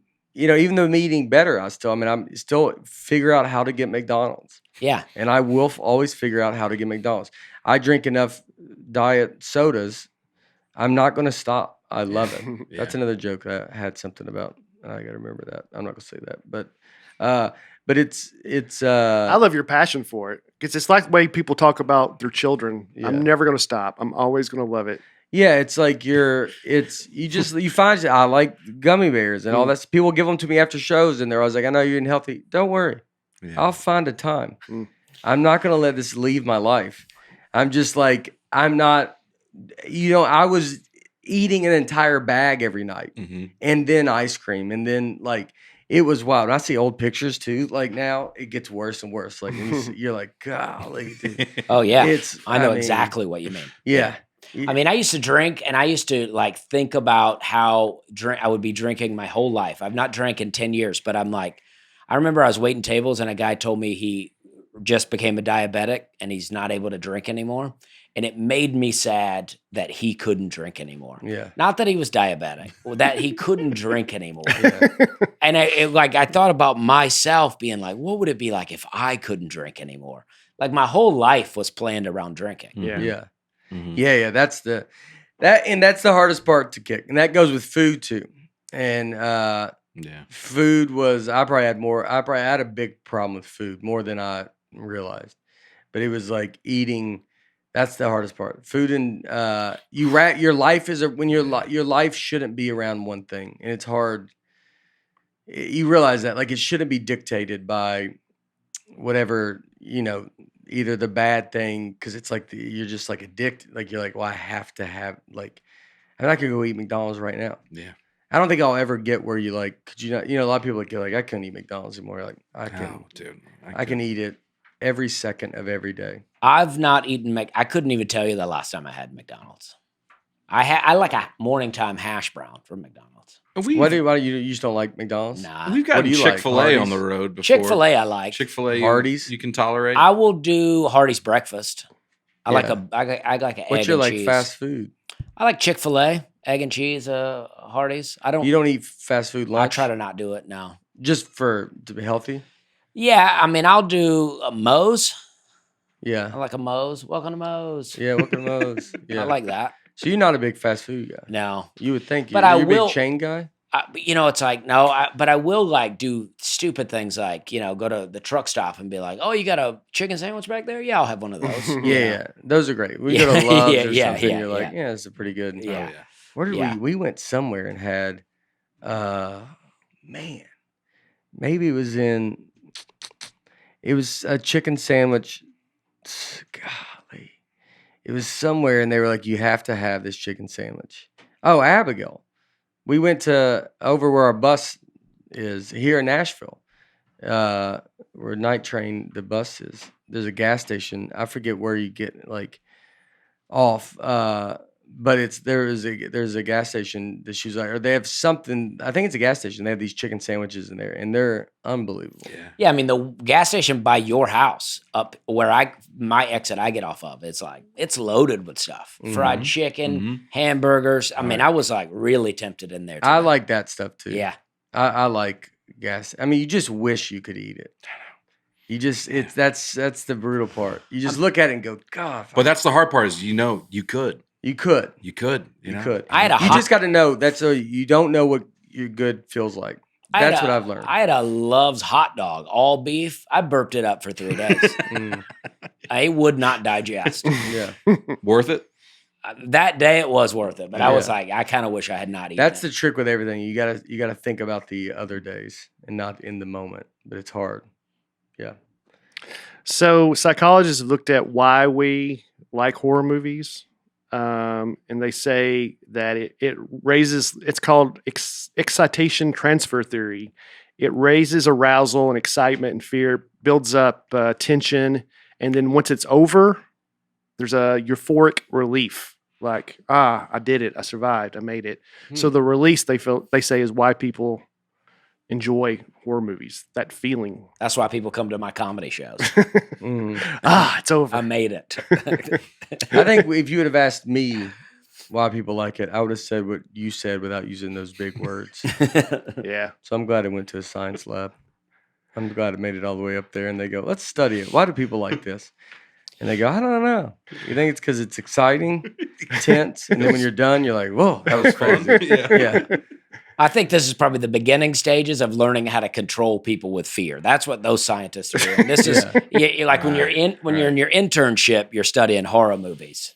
Yeah. And then you graduate. Yeah. They're pretty high up there now. Yeah, aren't they? yes, they are. Yes, they Yes, Well, they've done clinical studies that say that horror movies can actually be therapeutic for people with anxiety or trauma. Recent studies show that people who are distressed about COVID-19 were less distressed about movies and felt more prepared for apocalyptic world that we may be living in. How many studies, man? I know. There's just so many studies. You tired of being scared of this? Let's get you scared of Yeah. something else, huh? Yeah. That's like the pain you feel. Like they're like you just want to feel the pain focused. Reminded me, there's a joke that I saw. There's a joke. Dove Davidoff has a joke called "The Love Drug," and it's on YouTube. It's and I believe it's beeped. It's not clean. So saying that, but I mean, one of the best jokes I've ever heard. About love being a drug? Yeah. Okay, I've heard that joke. Yeah. It's a great bit. It's I honestly think, I mean, it was one of the best ones I've ever heard. It's everything about it was like just so good. So I mean, if you can do, but I think it's beeped. You know, if you're an adult, you watch it first if you want to. There's a lot of horror. Or it's like Major Pain, you know, where he's like, "You show a little trick, take your mind off that pain," and then he snaps his finger. Yeah. You remember that? Yeah, yeah. There's an episode of House where the Dr. House his brain is hurting so bad that he can't perform surgery. So he takes a hammer and just breaks his hand. Wow. So that his body would focus on the hand so he could perform the surgery. Wow. Maybe do another body part for a surgeon. Yeah. Your foot, maybe. Yeah. Well, I think he just had to direct it. Yeah. Yeah. Why would they? Yeah, or just get another surgeon in there. He's the only one that could do it. He's the best in the world. That's the whole point of the show. Well, he's not doing that good if he can't even. He's a pill addict. He's got a lot going on. There we go. Yeah. Yeah. Classic. That's how it starts. Yeah. That's how I got off the meds. Yeah. He's the best in the world. That's like, yeah, he's a little loose. He's half in, half out, but you still want him. And he just walks into a door. You're like, oh, Yeah, he does do that. yeah. There's a lot of horror movies that were based somewhat off of real stuff. A couple that surprised me here. Child's Play with Chucky. That's based off a story about a guy who claimed that one of his family servants placed a voodoo curse on his childhood toy, Robert the doll. And the doll would mysteriously move from room to room, knock furniture over, and conduct conversations with this guy. Then he left it in the attic. And then when he died in 1974, the new owners moved in, and they also claimed mysterious activities would happen connected to the doll. Now the doll is on display at the Custom House, an old post office in Key West, Florida. Wow. That's wild. Sounds like the servant was messing with him. I heard some story about like people bought a doll house from a, I don't know, a thrift store or whatever. And it was like the doll house was like furniture would move itself around inside. And they thought that the dollhouse was haunted. So they took it out and they burned it. And then a couple of days later, their house burned down. Oh, wow. Yeah. That's interesting. Yeah, I don't. Yeah, that's better than That's the thing is like, that's what, like everybody talk, like it is, you talk about ghosts and people are like, they don't, it's like, I don't believe in it. It's fun. It's like, there is so much stuff that you're like, God, that's weird. Yeah. And you're like, maybe it's not true. Maybe it got exaggerated. Maybe it got blah, blah, blah. And it could all end up being that kind of thing. Maybe the fire from the dollhouse got out of control, burned their house down. Yeah. They go, when did it burn down? They go, wow, that one was burning. Yeah. We had a lot of why straw. don't you say, why don't you tell us that? Yeah, They move go, it away a little bit. This one's Nightmare on Elm Street, based on a true story. So there were some immigrants from Asia that reportedly died during their nightmares. And the deaths were never explained, even after they did an autopsy. And it was reported that one of the men did everything he could to stay awake for what ended up being 6 or 7 days, despite his family's insistence that he needed to sleep. But then he kept staying awake. He finally fell asleep, and his family was awakened to the sound of his screaming. When they got to him, he was already dead. Mm. It's kind of freaky. Mm-hmm. How did they say how he died? Or They did autopsy. They couldn't explain the cause of death. They don't know. yeah. That's terrifying. Yeah. So think about that, Dusty, when you go to sleep. Well, it's like if I got to just stay awake, I might as well just die. Do you know what I mean? Like if I got to stay awake for the rest of my life, just go ahead. Well, you would die. Yeah. just Would go ahead and you take it. then just be like, I'm going to climb Mount Everest? Oh, maybe so. Yeah, might as well Like, do what something. if you do, like, it's like, if that kind of thing, what if they were like, all right, well, you know what I'm going to do? Instead of, I'm not going to go sleep in my room. I'm going to go climb a mountain with a large group of people. Because it's like, you have to sleep outside. Like, wouldn't that help? It's Let's like maybe sleep the in bedroom. shifts. Well, the bedroom is like maybe the thing that's, if you have these night terrors, you're like, well, what if I go sleep outside? Oh, yeah. And then you're on the ground. And it's like maybe. But he'll still get you in your dreams. Or I maybe know, that but guy's- like, but if you go climb Mount Everest, you're just like, Sorry. That you're guy might- cold and. Maybe that guy should have said a prayer. Mhm. Doesn't Yeah. really Well, say I if don't he know. did that or Right. not. Huh? Yeah, it didn't say. He may have. Here's a few spooky stories that are real.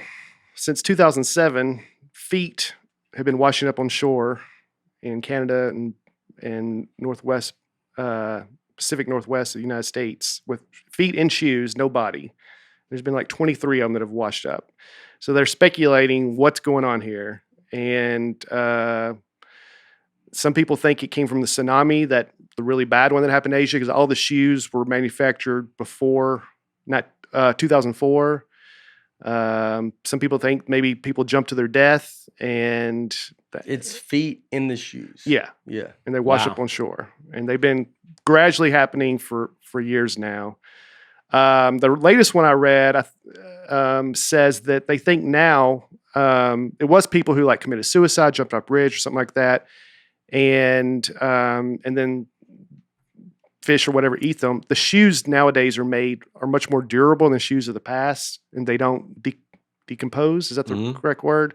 So therefore, that's why you're now finding it. In the past, the shoes would decompose and the fish would eat the feet or whatever. Wow. But that's just one theory. But there's some. That seems like it makes sense. You think this could be a little bit of a news story, probably bigger than just you reading it. Yeah. Yeah. Like that. Like how's not anybody like? Let's talk about this for a little bit. Well, there are stories out there, and it's gone over 15, 20 years. Yeah, it's a long story. When it says severed, though, are they like cut, or can they not tell how they were detached? It looks like, well, if a fish probably ate them over time, like. So Yeah, the fish were eating the bodies and just Yeah. not able to get into the shoe. That's We always the latest think, what theory. about an airplane? You know. That was thrown out to even that Malaysian flight, Yeah. but it happened, I think, before that. Yeah. But yeah, it could be an airplane crash or something. Yeah, that would make sense. I feel like it's solved. I believe all that. You think it's all of it? We did it. Yeah, Are I mean, they- I think it makes the most sense. Like if the shoes are not, eventually it would just be. Can you do DNA on the thing to find out who the people were? That's what they've been doing. They've matched a bunch of them. Like they found a pair in 2011 that was from a woman that went missing in 1987. So it took years and years and years for that to Wow. wash up. But Yeah. Well, there you go. So But she went missing, but they don't know if she was dead. well, now they have a pretty good idea. Yeah. Well, she's out there with no feet. Or she's shorter. But maybe no. I mean that maybe she was alive for a long time and she was just killed. Right. Yeah. Don't know when yeah. she died. yeah, Yeah. one was matched to a local fisherman who had gone missing in 1987. So they've been able to match some of them with DNA. Interesting. So like they have proven it that it's people that are like, so it does make sense that you're like, yeah, this is what it is. But how did they disappear? It could be a serial killer. And he's Yeah. Well, I mean, he was a fisherman that, like, I don't know, his boat, he got out on sea and then blah, blah, and didn't make it or something. Or yeah. one says belonged to a woman who had jumped off a bridge. I just feel like there would be stuff in the ocean that could get inside the shoe and eat the feet. Like just because the feet wouldn't break, the shoes wouldn't break down. I feel like there's, yeah, they're tied really tight. yeah. Yeah, I mean, man. There's that Maybe big it's- garbage pail, out in the ocean that's swirling. It's the size of Texas or something. Maybe Yeah. they get, no telling how many feet are in there. That's true. Oh, really? That's rough to think about. It's the size of Texas? We talked about it on the oceans Yeah. episode. It was something like the size of Texas or Alaska. It was something crazy. Where's it at? The Great Pacific In the Garbage Pacific Ocean. Yeah. Let's build an island on that thing. and it like kind of just swirls, so it kind of stays in place. I mean, that picture with that boat shows it a little bit bigger than my front yard, but I think overall, is it like the size of a? I think they count it where there has to be like a certain proportion of plastic Yeah. in an area. So it doesn't look like that thick, the size of Texas, but there is an area that big where there's a bunch in it. And that's just where they dump the trash, or just ends up being It's there? where, I think that's part of where it ends up, just based on the Yeah. currents of. It's kind the of ocean. our the world's lost and found. Mm-hmm. Yeah, I think we should. They build should let you something. go. Yeah, you should go out there and you get to look for your belongings. First come, first serve. Yep. Yeah, I Finders think keepers. I think it floats from everywhere, like Asia, U.S., and it kind of gets caught in a current, and well, there it is, and just doesn't move. Mm-hmm. Oh, we each have our own. They've got their own. My mistake. But I guess all together. Why even do a landfill if we can just do that? You know. Yeah. Why don't they Yeah. go? What do they go? They don't go get it. I think they're trying. There have been all kinds of efforts to make it Yeah, say smaller. let I it think on the go. Oceans episode we talked about. There's guys who have proposals like a big net to try to pull it all in. I say we pull it down, put a net over it, let it go to the bottom. So you want to start taking yours to the ocean. Yeah, I say why not? Yeah. Stop paying that garbage guy. Yeah. You get off the airplane at Destin. You got your slippers on, your trash bag, Yes. Yeah. and you just go out there and just shake your bag. Yeah. Yeah, you got to Save go out. the bag. You got to go out a certain distance. Yeah, you know what I mean? Walk out your feet. Yeah, it's up to yeah. your waist and Yeah. you dump it. Yeah. Go back through Southwest, get your ticket, go home. Yeah. I do it once a month. Take my trash Yeah. out to the ocean. I do the Gulf of Mexico. We've kind of given up on that to begin with. Yeah. It's already brown. Yeah. So, well, maybe we go on out to the, Pacific Ocean or whatever the one near us is. Atlantic.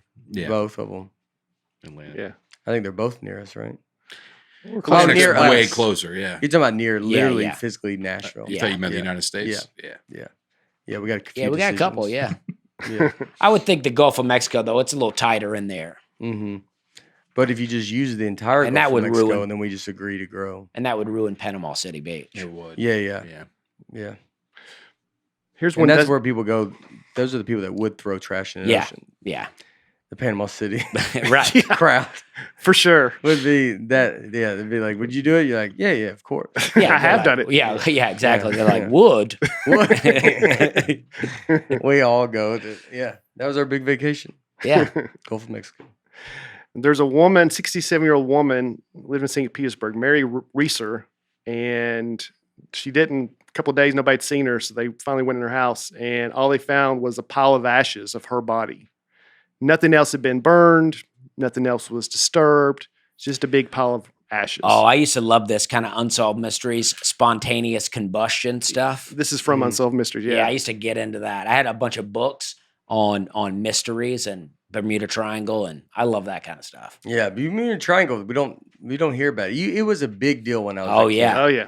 Bermuda Triangle. I mean, it is funny for the kids that now. I don't think they would ever hear about it, and it was like you better not go. I mean, this is probably what started me liking conspiracies. I Yeah. mean, Bermuda Triangle stuff is. I remember reading books about it as a kid. I was like, "This is unbelievable." Yeah, and isn't it just like the weather? Something like the weather there is like a lot of hurricanes, a lot of like That's probably how they want you to Yeah. think about it. I think did we talked about Nate it once? We've talked about it a little Yeah. bit. I mean, I think it was mostly back in boats and ships when the weather would be bad. And Mhm. some planes, Ba- supposedly. Based on this map, you would think that Miami might be like, well, we're playing a role in this too. And let's not give it all to Bermuda here. Or maybe San Juan is like, well, listen. You should yeah, call it sure. the San Juan Triangle. Yeah, sure. Well, you Bermuda's a don't- part. No, but- it's the opposite. Bermuda's like, why do we have to take all the blame? Throw Miami and San Juan in there. Nobody wants to come to Bermuda because of the triangle. yeah. Yeah. That's a good way of thinking about Yeah, it. they're like, I'd like to get to Bermuda, but can we go around the triangle? You know, I'd say based on this map, if you're flying from D.C. to Puerto Rico, you're going to fly right over that triangle. Right? You have to. Yeah. Well, that's one little island in Puerto Rico. Most But maybe of the they go island, around it. But even no matter where you go, you'd have to fly over it. Well, Unless you went over Miami. think I'd go to they act- Shreveport and then Yeah. connect a connecting flight. Take a bus. Yeah. It is funny though. I mean, man, was the Bermuda Triangle a big deal when you were a kid?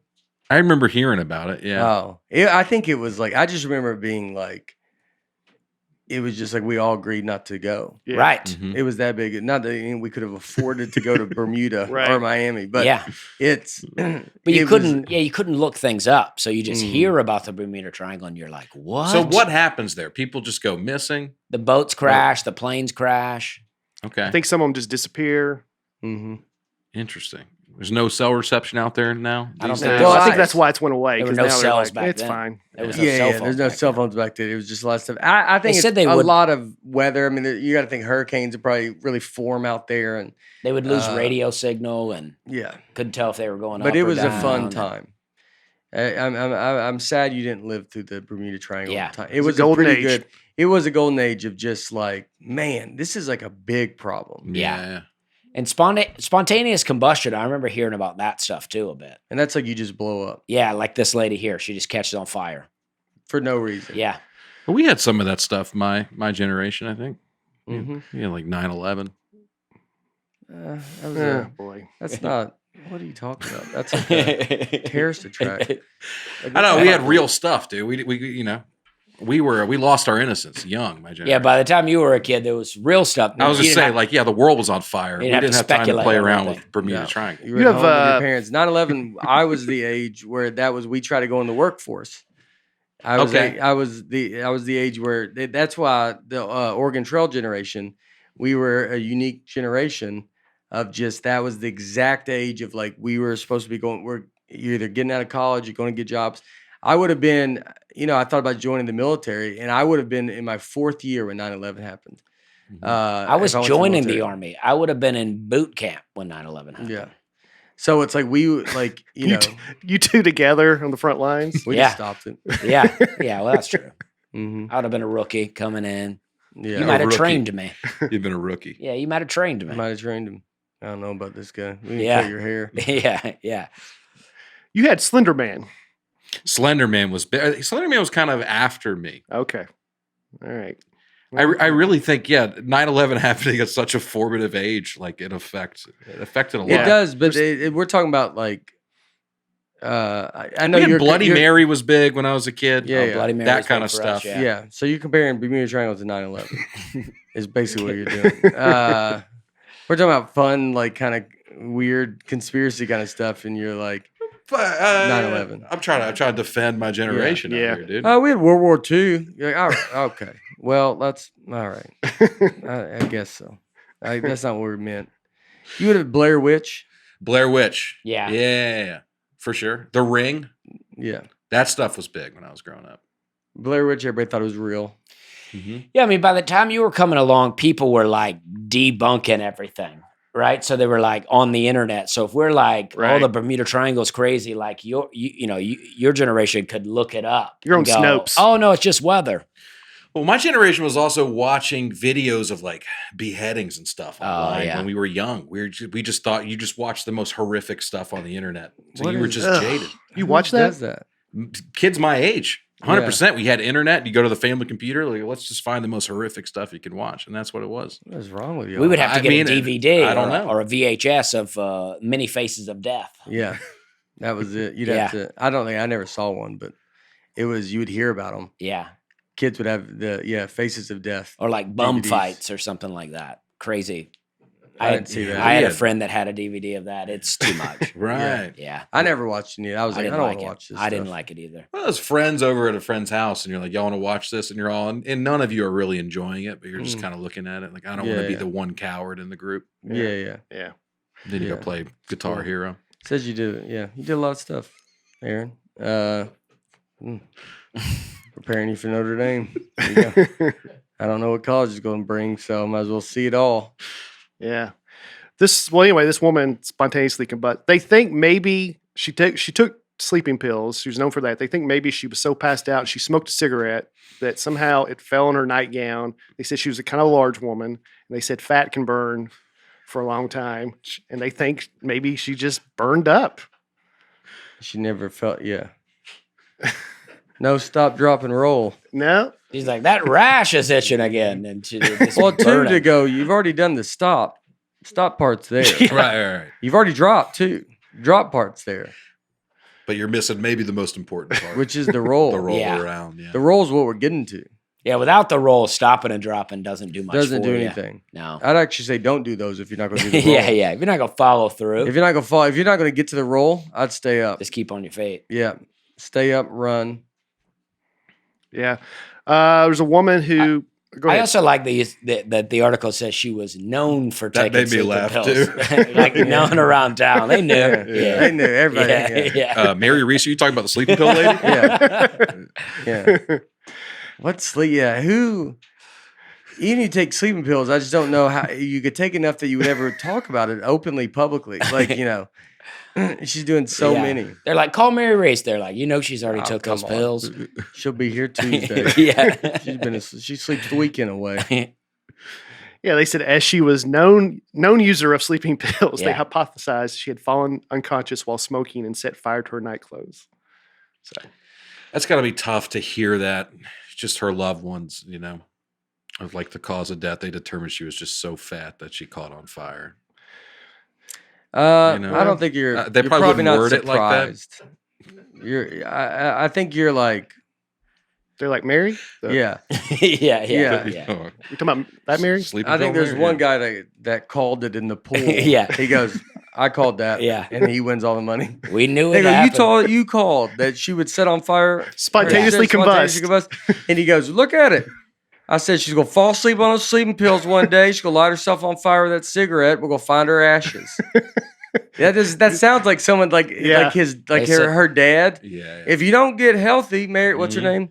Mary Reeser. Mary Reeser. Mary Reeser. Mary Reeser, you're going to turn into a cigarette one day. Mary Reeser, I tell you, if you don't get healthy, you're going to light one of those cigarettes on fire. You're going to fall asleep.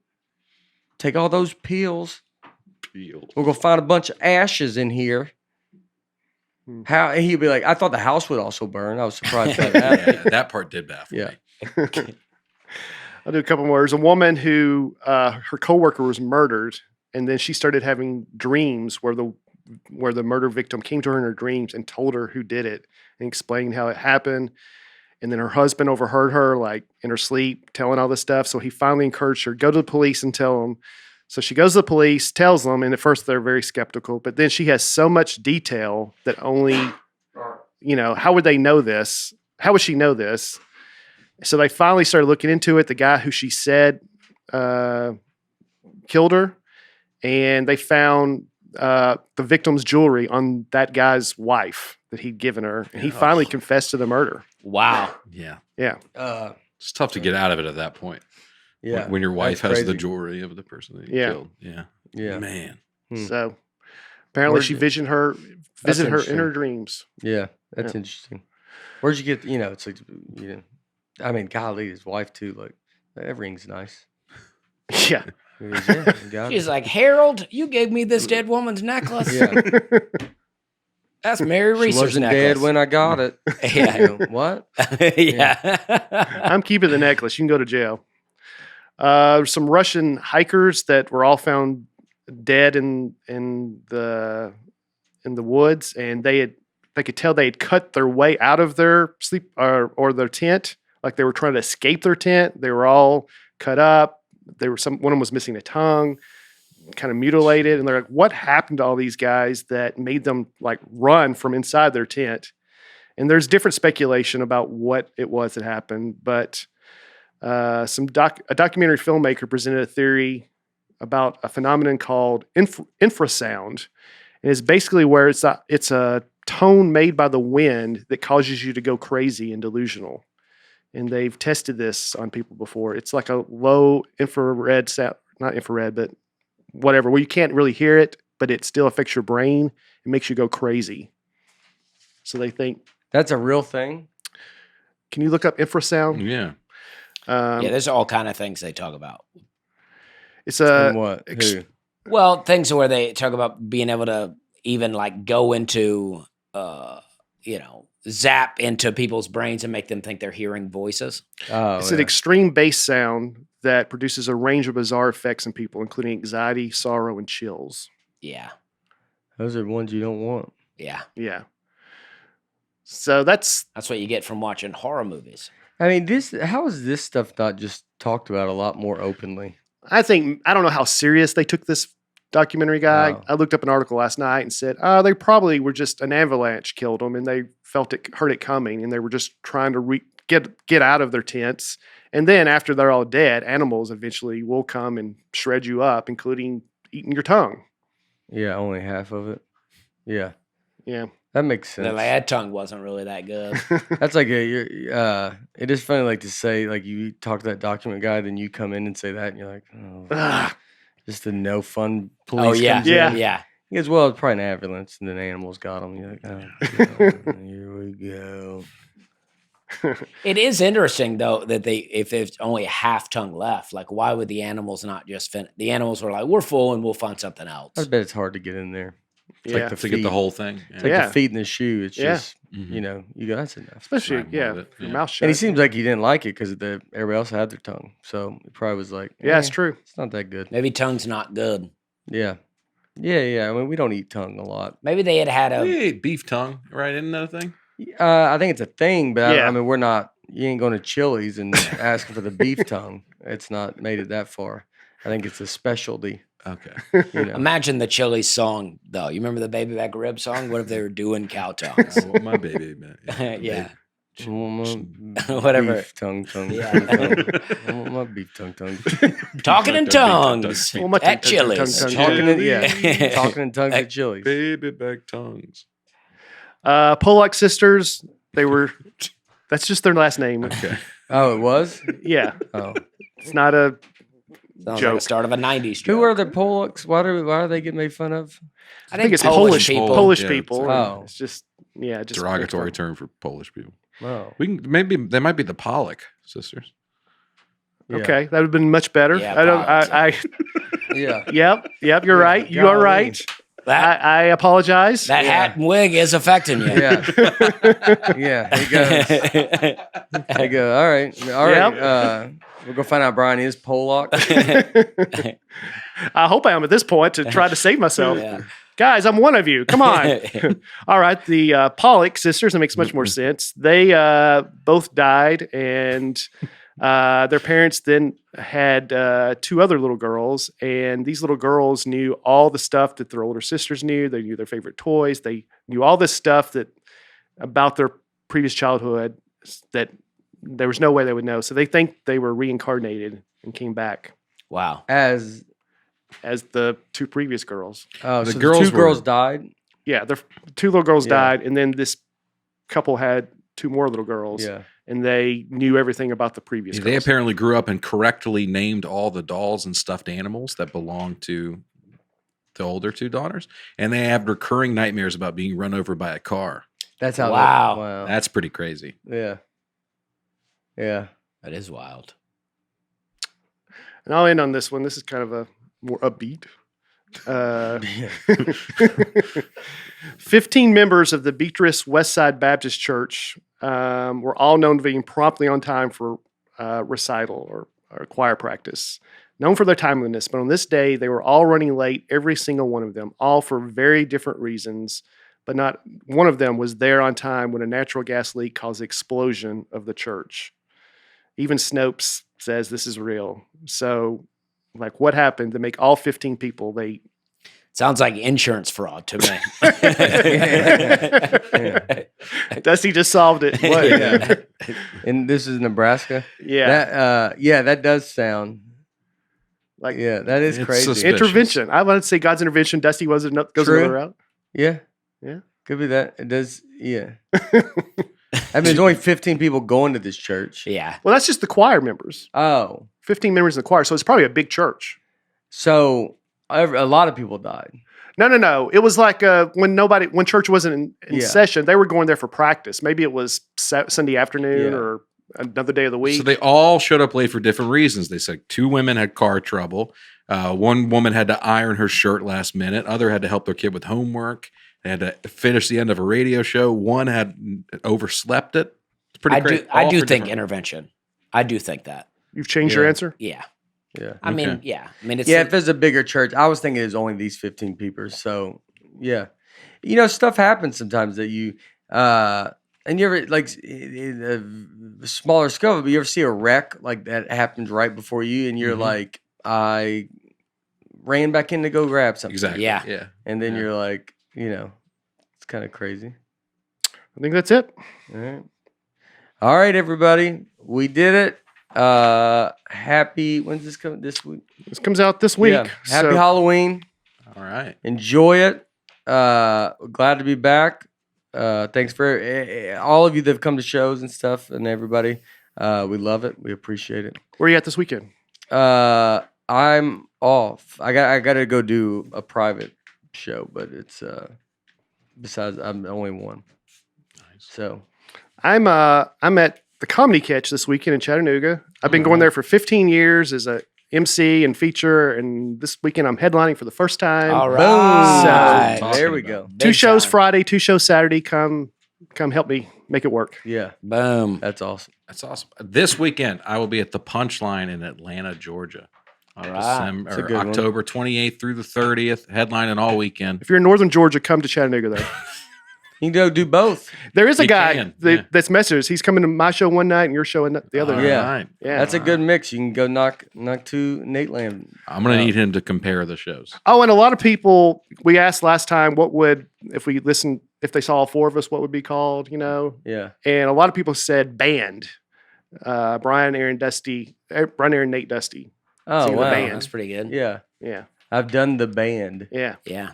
That's pretty crazy. That's fun. Well, after you see them in Georgia, come on out to Irvine, California, where I'll be this weekend at the Improv. Ooh. And I do Irvine's want to great. say yes, thank you to all Nateland fans. So many Nateland people come to my shows now. It's so great. Yeah. It's so great. It's awesome. Yes. Everybody's wonderful. Yes. And yeah, Irvine's an awesome club. It's Yeah. one of my favorite clubs. I've only done a one-nighter there, so I'm excited big. to do a Yeah. weekend. Yeah. Fun, man. All right. Yep. We love you all. Thank you. And we will see you next week. We will see you next week. Yeah. Like for real. Yeah, we're here next week. Okay. All right. All right.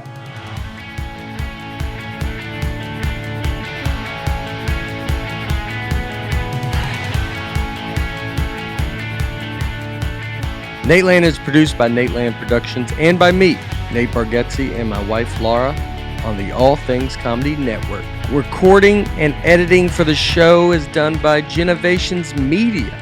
Thanks for tuning in. Be sure to catch us next week on the Nateland Podcast.